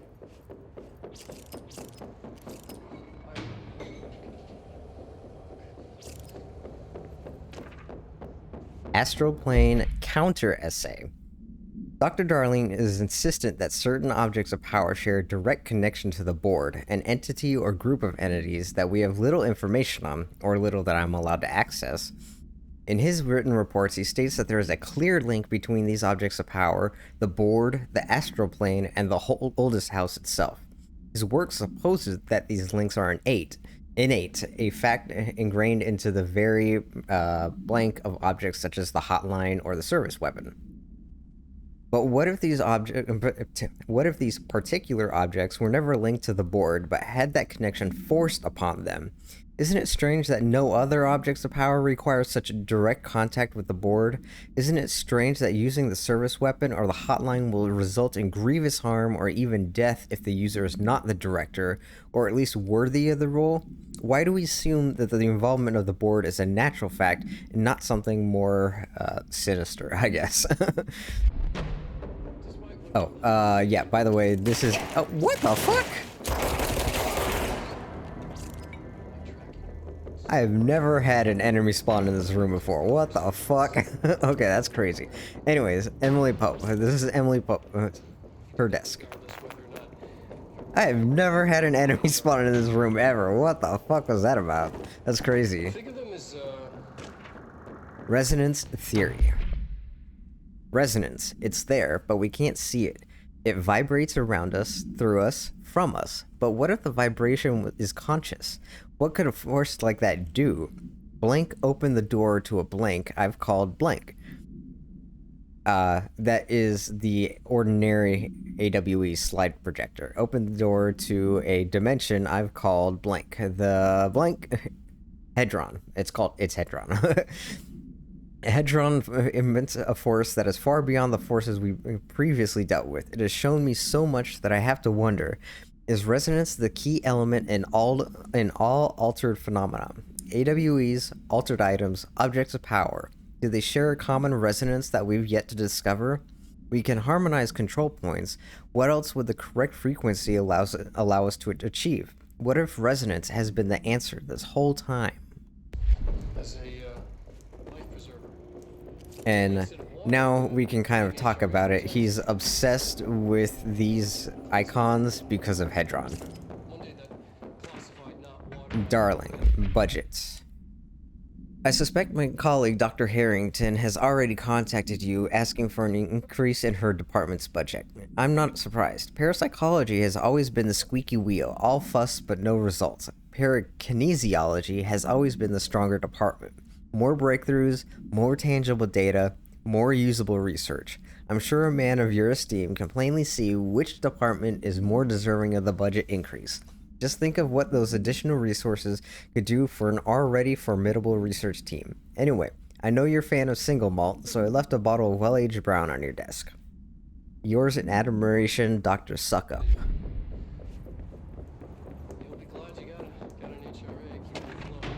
Astral Plane. The Bureau has spent years studying why objects of power transport users into the astral plane when touched. My predecessor, Dr. Ash, theorized that a potential receptacle determined by Jungian archetypes and the collective subconscious would be inhabited by preternatural energies when an AWE occurred within its vicinity, creating an altered item. Over time, a link was created by the board and the astral plane to that item, making it an object of power. So many additional theories have been raised since Dr. Ash's time. Objects of power were placed on Earth as tests by some astral entity. Our dimension was once part of the astral plane, and the objects were left behind as its borders receded. The astral plane was an early threshold into the oldest house, but the connection was severed, and now the two are linked solely through objects of power. I will attempt to disprove some of these in order to thin the herd. Hopefully, the truth will emerge. Now, actually, based on what we do end up seeing through all this, I am a little interested in that final one. The astral plane was an early threshold into the oldest house, but the connection was severed. There are things that happen in this game that make me curious about that theory, and in addition to I will probably forget about it by the time that stuff happens, but we do meet some other entities, and Ati obviously is an entity that is not technically affiliated with the board, but is not against the board, I guess we'll say. So that may be a possibility, I think.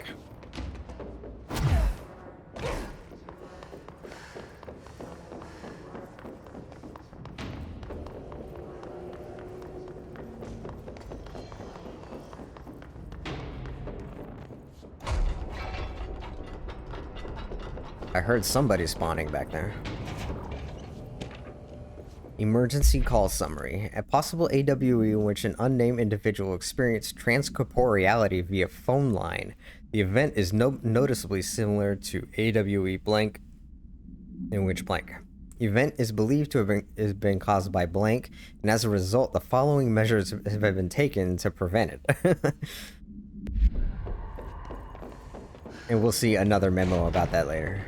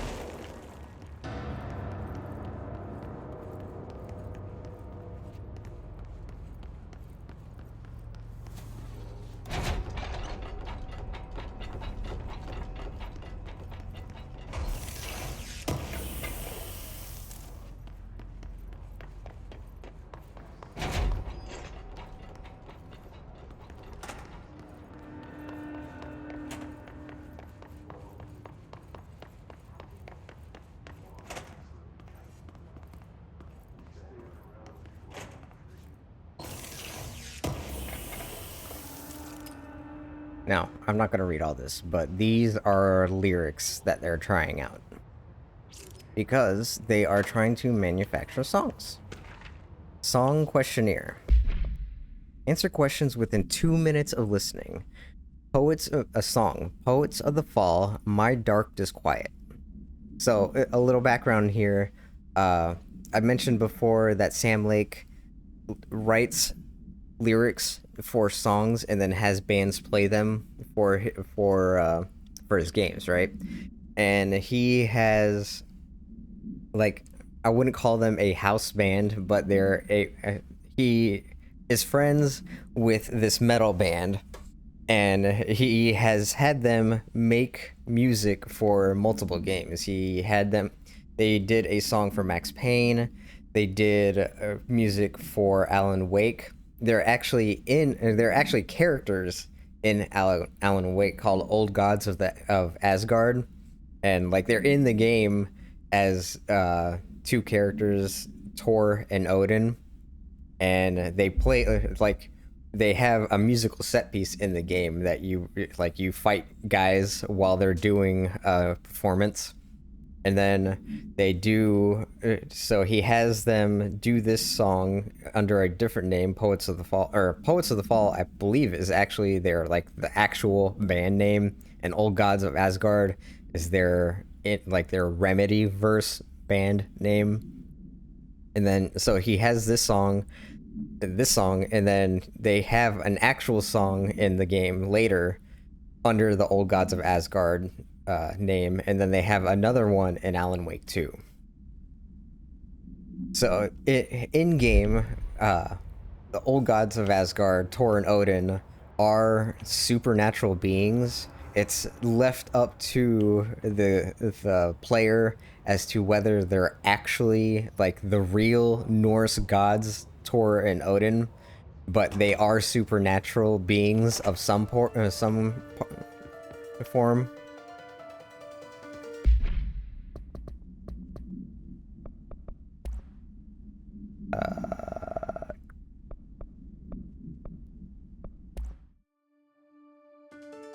I'm not gonna play the whole song. It's 5 minutes long, but just to give you a taste.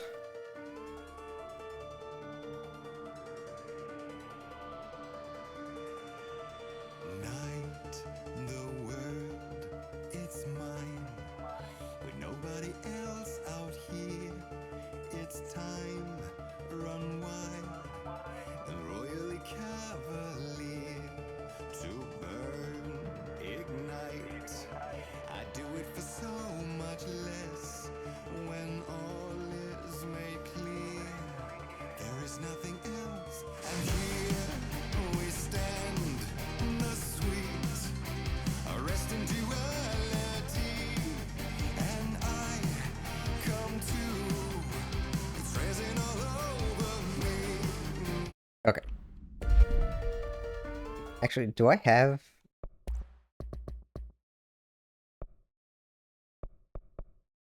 Yeah, okay.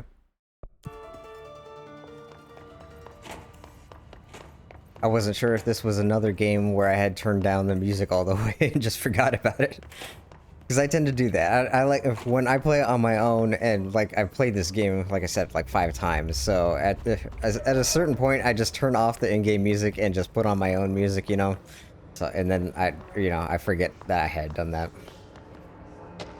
Threshold utility. Thresholds have always been sources of great inspiration and great challenge. When a new threshold manifests in the oldest house by blank, we never know what new discoveries will provide to the Bureau, but we must always seize these opportunities. This report will examine the process of distinguishing recent threshold effects based on their utilitarian possibilities. The quarry brought Blackrock, one of our most invaluable discoveries, but if the mold has any scientific value, it has been difficult to find due to the lengths we must go to in fighting back the particularly prolific plant. These are very distinct cases and worth comparing as their study offers vastly different dangers and rewards. Actually, well, we should just go down there right now. This is one of those areas where technically we're gonna go down here for real later, but you can go down here early. you can discover the area early just to see what's going on. Is like a little sneak peek.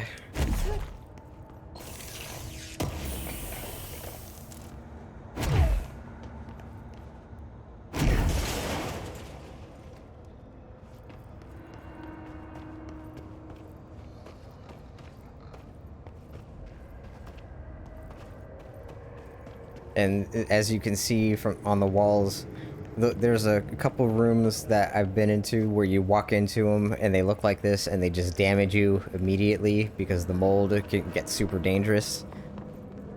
But eventually we'll have to deal with it.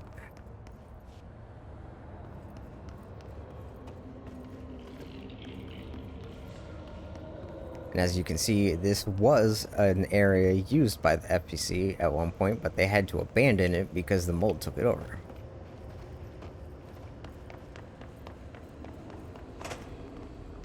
But we do not have clearance to get through this door yet, so...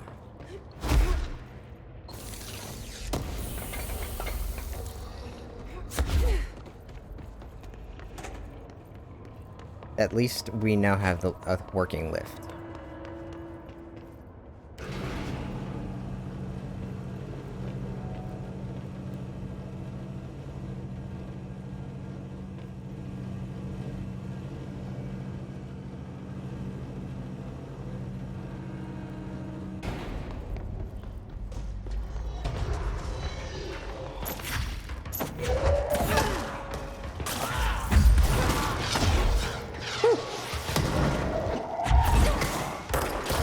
Almost got nailed by that one.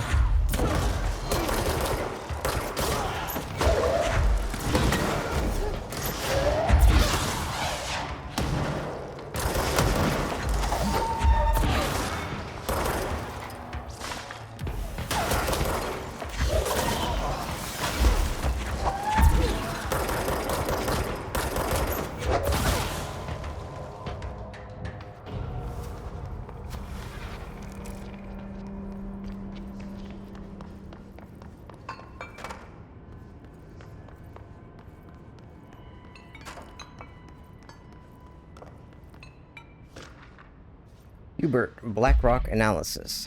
Okay, these are Dr. Darling's assistants in the videos that you see around, like the guy and the woman who are standing in the background. Hi Carla, does it strike you as odd that Darling insists on having us appear in those bizarre videos of his? I mean, we just stand there, he doesn't even let us have lines or anything. Don't get me wrong, beats a day in the lab, plus it's always great to work with you. Oh yeah, I finished the comparative analysis of the 2 Blackrock samples you sent. The Prism, or whatever you called it. I filed them in the usual place under C for Carla, a handy mnemonic device, right? Haha. Anyway, let you know if there's anything you want to discuss about the data. I'll gladly explain. Maybe we could chat about it over some drinks, or dinner even.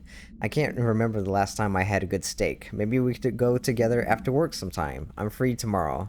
Oh, Hubert. Buddy. Oh, buddy.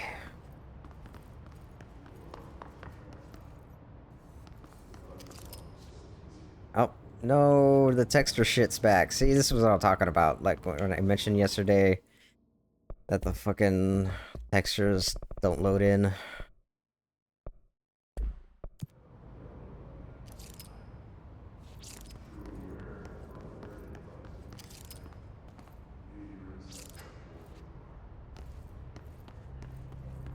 Of course, hopefully now, let's see.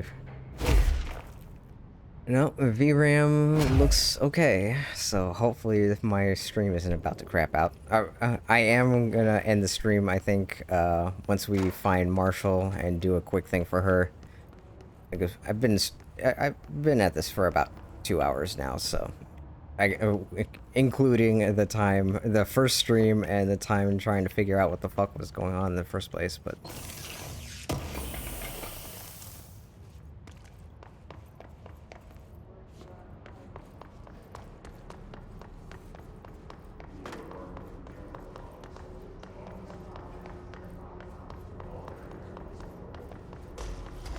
Damn, man.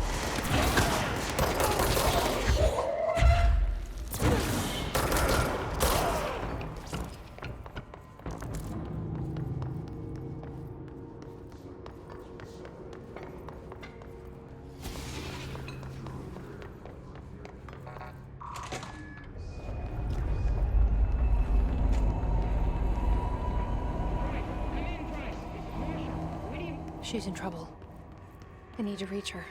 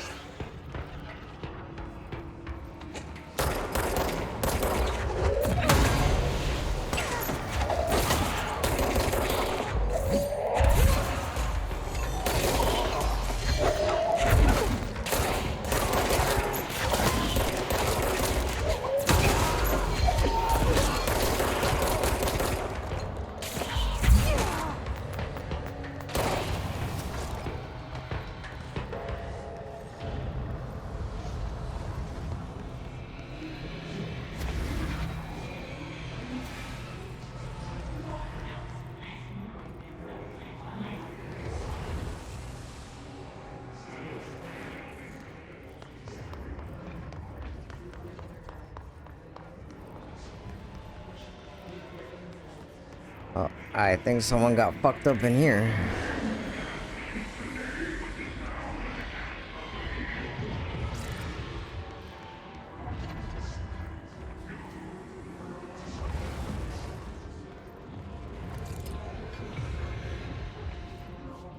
What is that? Emergency call supplement. Yeah, here we go. Details. Transcript of a call to the California State Emergency Services. Dispatcher, 911. What is your emergency? Voice, hello? Hello? I'm here. Can you hear me? Dispatcher, I can hear you, ma'am. Where are you? I'm, inside the wires. I'm lost. Ma'am, have you been drinking tonight? I feel like I'm stretching through the wire. Towards you. Don't hang up. I might go if you hang up. Go where, ma'am? Go. Gone. Away. Okay, and can you describe your surroundings? Unknown noise. Ma'am? Hello, ma'am? Dispatcher attempted to call the number back, but it was no longer in service. That it goes back to the memo about the person who experienced transcorporeality through the phone line. Where'd she go? No one knows.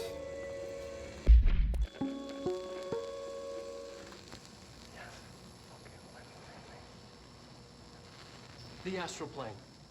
Similar to an iceberg, what you see is not what you always get. Regardless, this place is vitally important to the Bureau. Most information on the astral plane is classified, but we can talk in broad strokes, keeping in mind that these are staggeringly complex systems, and simplification does them no justice. Now, the white non-space, the ever-present inverted black pyramid, the board, all linked, intrinsically tied to the oldest house, tied to the director, the process of choosing a director, tied to all objects of power in terms of who controls them. Wait. Yes. Yeah, my cat's getting antsy, so we're gonna wrap this up after I find Marshall. The astral plane. What you see is not what you always get. Regardless, this place is vitally important to the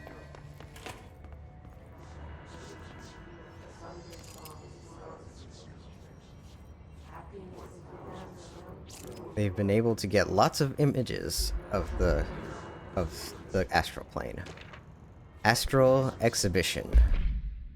The Astral Exhibition was originally built for the astronauts to use as a training location, a place to grow accustomed to the sights and sounds of the astral plane before diving into the real thing.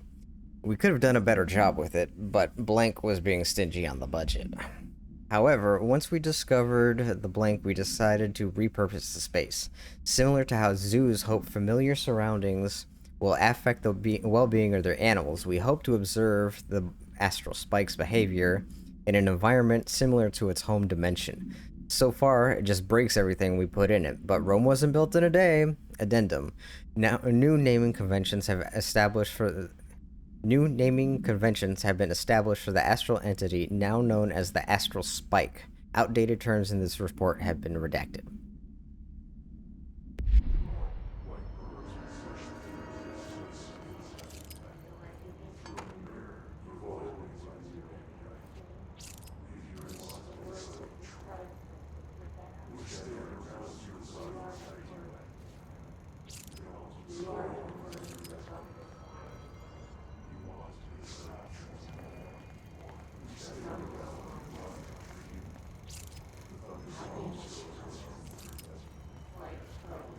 And this is one of the other entities that I mentioned. It's hard to see, but there's actually, like, that's an appendage right there.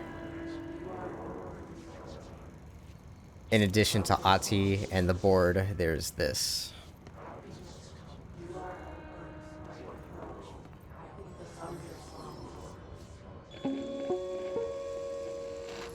An early hypothesis was that the mindscape of the astral plane is subjective. But that was fast proven wrong. It's an actual place, not a construct of the mind, even though it is with our minds that we enter and experience it. But then one could argue that that's the case with all reality. We've been able to record footage of the astral plane by monitoring the brain activity of those experiencing it. That is the only concrete material that has come out of the astral plane expeditions. Apart from one shocking exception. In the astral plane footage, we're always in the vicinity of the pyramid. We've concluded that this, not the entire plane, is what the board controls. We have glimpsed movement, native species, always in the distance, and yet contact was made. We don't have footage of this, a technical malfunction, but when one of our astronauts returned, a brain cloud, an astral fugue, had hitchhiked a ride in his head. It ruptured out, killing the subject in question. It's a relentless predator, pursuing thoughts, minds, lethal to those the entity feeds on. Proper containment protocols are to be observed when dealing with it. Yeah, so this thing literally exploded out of a guy's head after or when he returned from the astral plane. I can't believe they keep that thing here.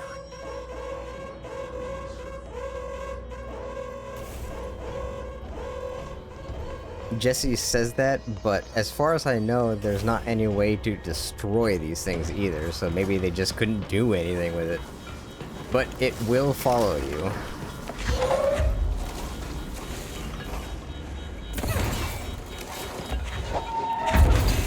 So, we have to put it back in its cage.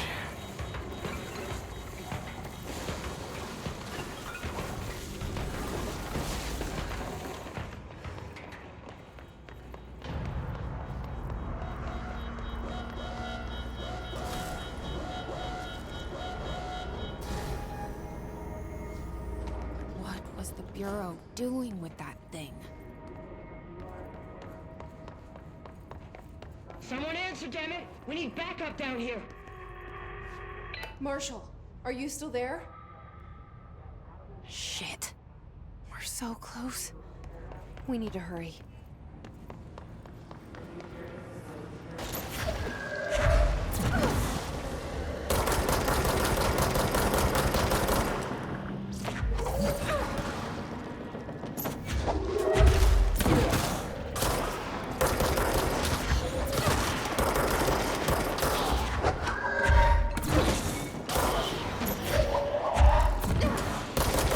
Now, if you were wondering where, we haven't seen, I think we've only seen him maybe once or twice, but the floating guys who shoot stuff in the chairs, this is where they come from.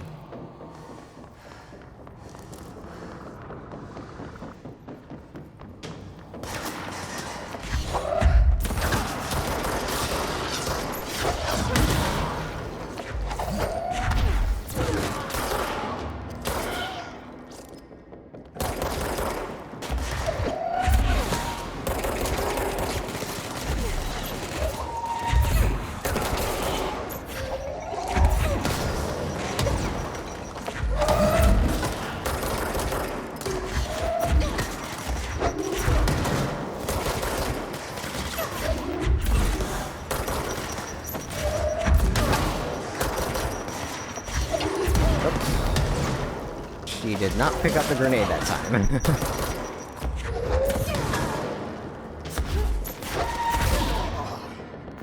Hiss cluster. Hiss clusters are unique in that they're concentrated manifestations of hiss resonance without the need of a host. Hiss clusters are dense spherical compressions of hiss resonance that serve support functions in the hierarchy of hiss entities. The clusters are capable of replenishing hiss hosts with infusions of resonance. This does not heal any physical damage inflicted on the organic host, but rather seems to rejuvenate them, allowing them to endure more bodily harm than normally possible. The fact that the hiss makes an effort to preserve its corrupted host underlines a level of awareness and discretion that was previously just speculation on my part. Can this entity be considered an individual, or simply an extension of the hiss as a whole? Capturing one alive would be quite interesting.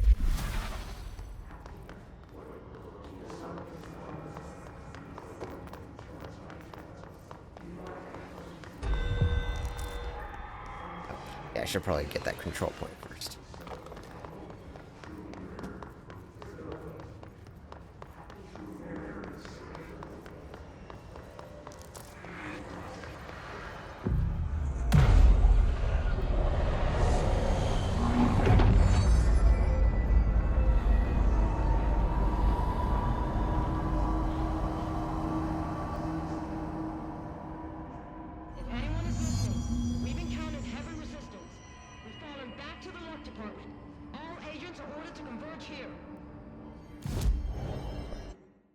Okay. I should probably get a little bit more energy.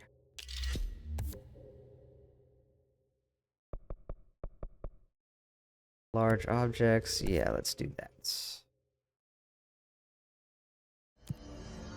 And where am I? I am in parapsychology. Okay, so... Oh, well, I'll get to that in a second. Captive audience. Astronaut Program. This report serves as an introductory guide to the astronaut program, including candidate requirements, training practices, and astral research procedures. Astronauts are chosen individuals who explore and document the astral plane by making physical contact with the X-ray light box in the Hypnosis Lab, a section of the Parapsychology Division. Physical and psychological training is vital for the repeated transition between planes, known as dives. After each dive, astronauts must undergo a blank session in the cognitive recording chairs to record their experience in the plane. Gathered data has conclusively proven that blank within the astral plane vary wildly between astronauts. On rare occasions, these dives can result in losses, often occurring when teams encounter aggressive astral Oh, wait a second. Oh, his snipers. Dr. Bethany Harrington, Parapsychology Deputy Chief. Okay.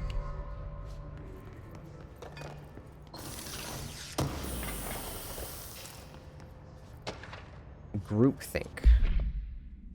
This study extends the works of Irving Janis, Robert Barron, and others by proposing strong causal links between groupthink and the passive or active use of telepathy. To prove these connections, the Parapsychology Department carried out variations of Solomon Asch's original conformity experiments using a telepathic individual as the subject. See experience blank for details. Extensive qualitative and quantitative data resulting from these experiments was then used to identify telepathic interference within the group. Further empirical findings suggest measures can be taken to safeguard against telepathic influence on behaviors by engaging in blank. Rather boldly, this paper stands to revolutionize decades of groupthink theory and provide new directions for further experimentation on the mind, including manipulation of blank and blank. Yeah, my cat is starting to shit herself, so not literally, but she's starting to really freak out.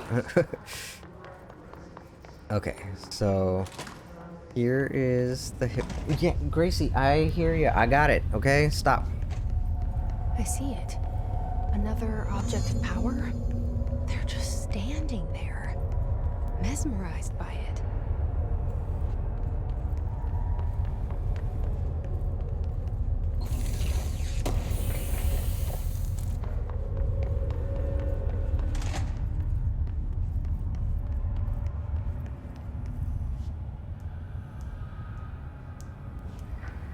you will see why I'm starting these later.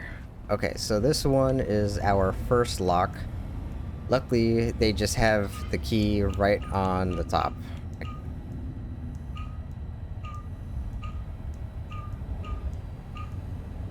Shit.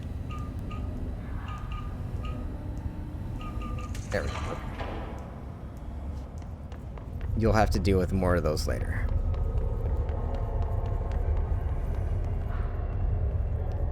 Please state your name for the record. Paul Warren, astronaut, first class. And you are aware that exposure to the astral plane can result in death, disability, personal injury, corporeal untangling, cognitive collapse, loss of ego, and partial to full dementia? Yeah. I am. And you acknowledge that your use of the astral conduit, aka the X-ray light box, is purely voluntary? Yes, I do. Perfect. Your suit is good? Yeah. Okay, you're all set. Open the door for Mr. Warren, please.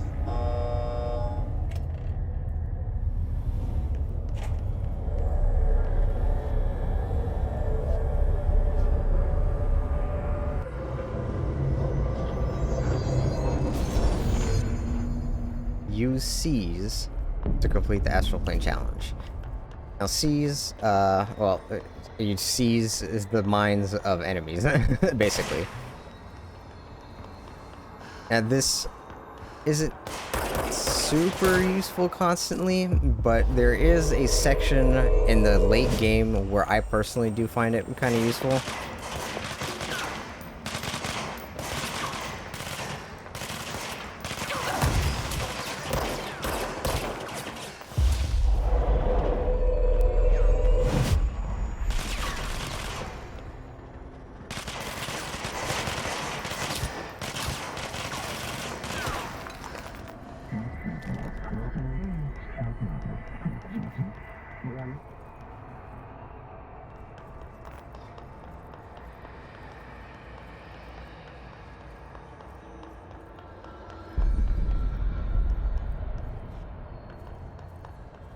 If I could remember where the exit is. Oh, here we go.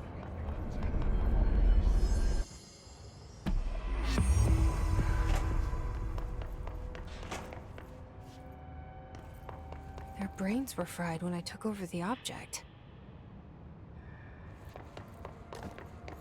Well, I guess better than the alternative. And this area, why I wanted to remember which control point I was at up there. This is the lab with the extra mission with Hideo Kojima. We will do this probably next stream because I need to wrap this up. Sensory tank purpose. Darling here, some of you were curious why I had these sensory deprivation tanks installed. I thought I'd shed some light on the subject. Maybe some of you have heard of Dr. Yoshimi Tokui, the man behind the hugely popular guided imagery experience tapes. Apparently his tapes go beyond the normal meditative qualities of such things, but create genuine hallucinatory visions in some listeners, or so the reports say. We brought these tanks in to test Dr. Takui's tapes on ourselves. For ourselves. Not much of a difference there. Plus, there may be some stress-relieving uses for the staff down the road. I think we could all benefit for some time in a dark, enclosed space, don't you? If you have any more questions, feel free to stop by my office.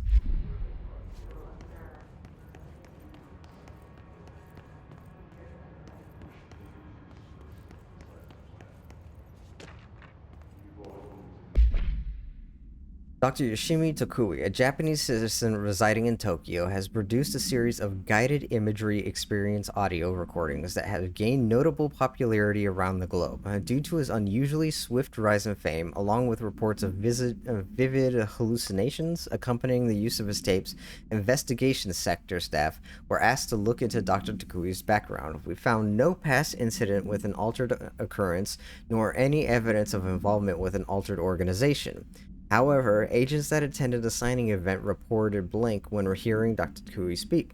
We recommend that research team obtain an audio recording of Dr. Takui's voice and perform any and all relevant analysis. Based on the findings, the investigation sector will determine next steps regarding Dr. Takui as well as his eligibility for the Prime Candidate program.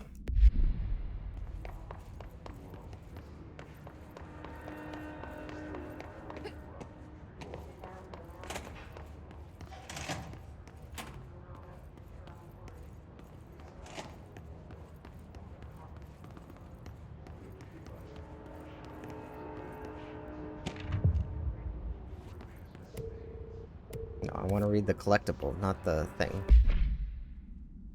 Good news, the Dr. Takui tapes arrived this week, finally. You should have used same-day shipping. I sent them out to Dr. Darling and Dr. Harrington to check out before we begin a serious examination. If you need them right away, I'd check Darling's room and the ritual office. Can't wait to start testing.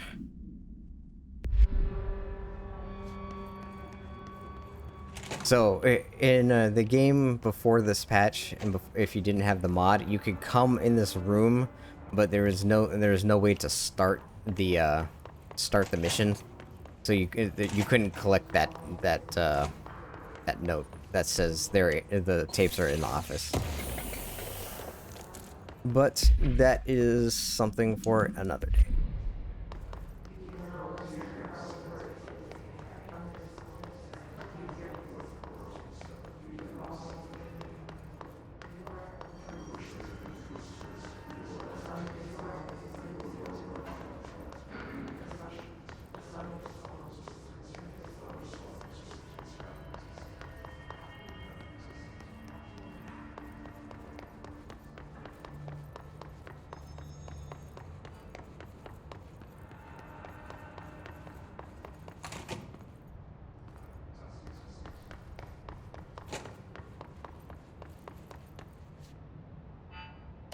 Marshall, can you hear me? Yes, I can hear you. Who is this? My name is Jesse Faden. I'm coming to help. Faden? Hold on. I'm setting the elevator for you. We need to talk. You got that right.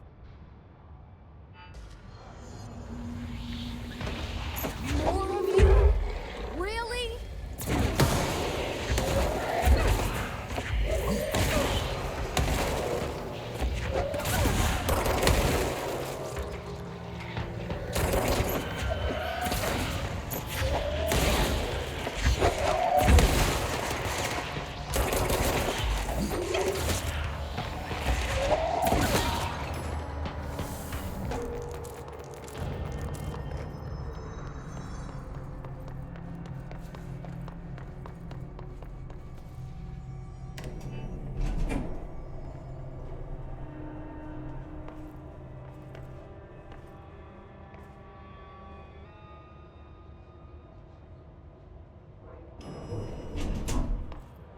Welcome to the party, ma'am. Marshall is right down the hall.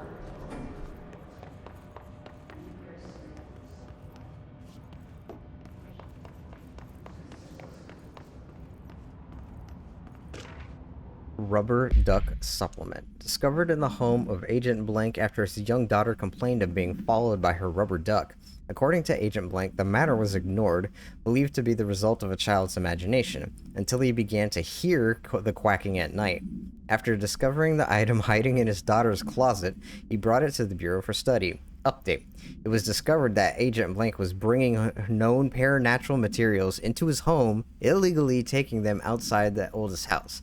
How this may have affected the creation of an altered item is being investigated. Agent Blank has been terminated. Acquisition date, January 2nd, 2001. Containment location, Panopticon Floor 3, Unit 6.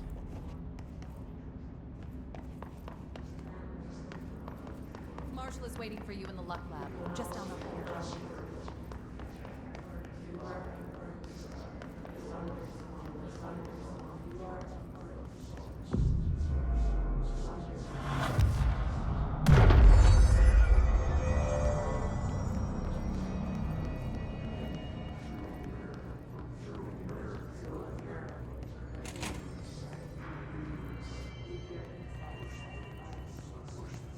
There you are.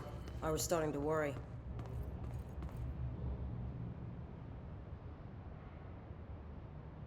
Congratulations on your appointment, Director Faden. I'm Helen Marshall, head of Bureau Operations. Zachariah's dead then, and I assume you found his gun. Just call me Jesse. Trench told me to find you. He said you could help. And he told you this through the hotline. Makes sense. None of this phases her? Really? Here's the situation. Darling created the HRAs in a lab nearby. We need more if we're gonna survive this attack. My rangers can't secure the lab alone, not against those things. We need more firepower. At least she seems to know what's going on here. She could know about Dylan. I can clear out the hiss. I'll be your firepower. That's a good answer. Is she testing me? Darling has systems in place to protect his labs. This should help you get past them. We'll talk more after you clear out the hiss. Rangers, let her through. We'll have to lock the door behind you.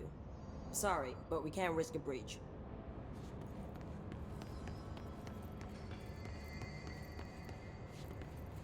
Layout of this place almost invites an ambush. Guess we never thought we'd be fighting on our own turf. Seriously. I've been in Threshold safer than this. Yeah, the hiss sort of turned the house into a threshold, huh?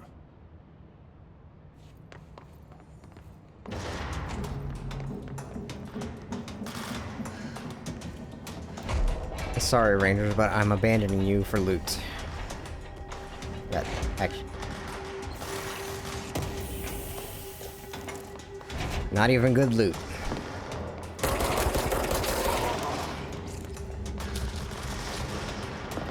Okay, you know what? Let's just go help out. I see Rangers over there. We have to help them.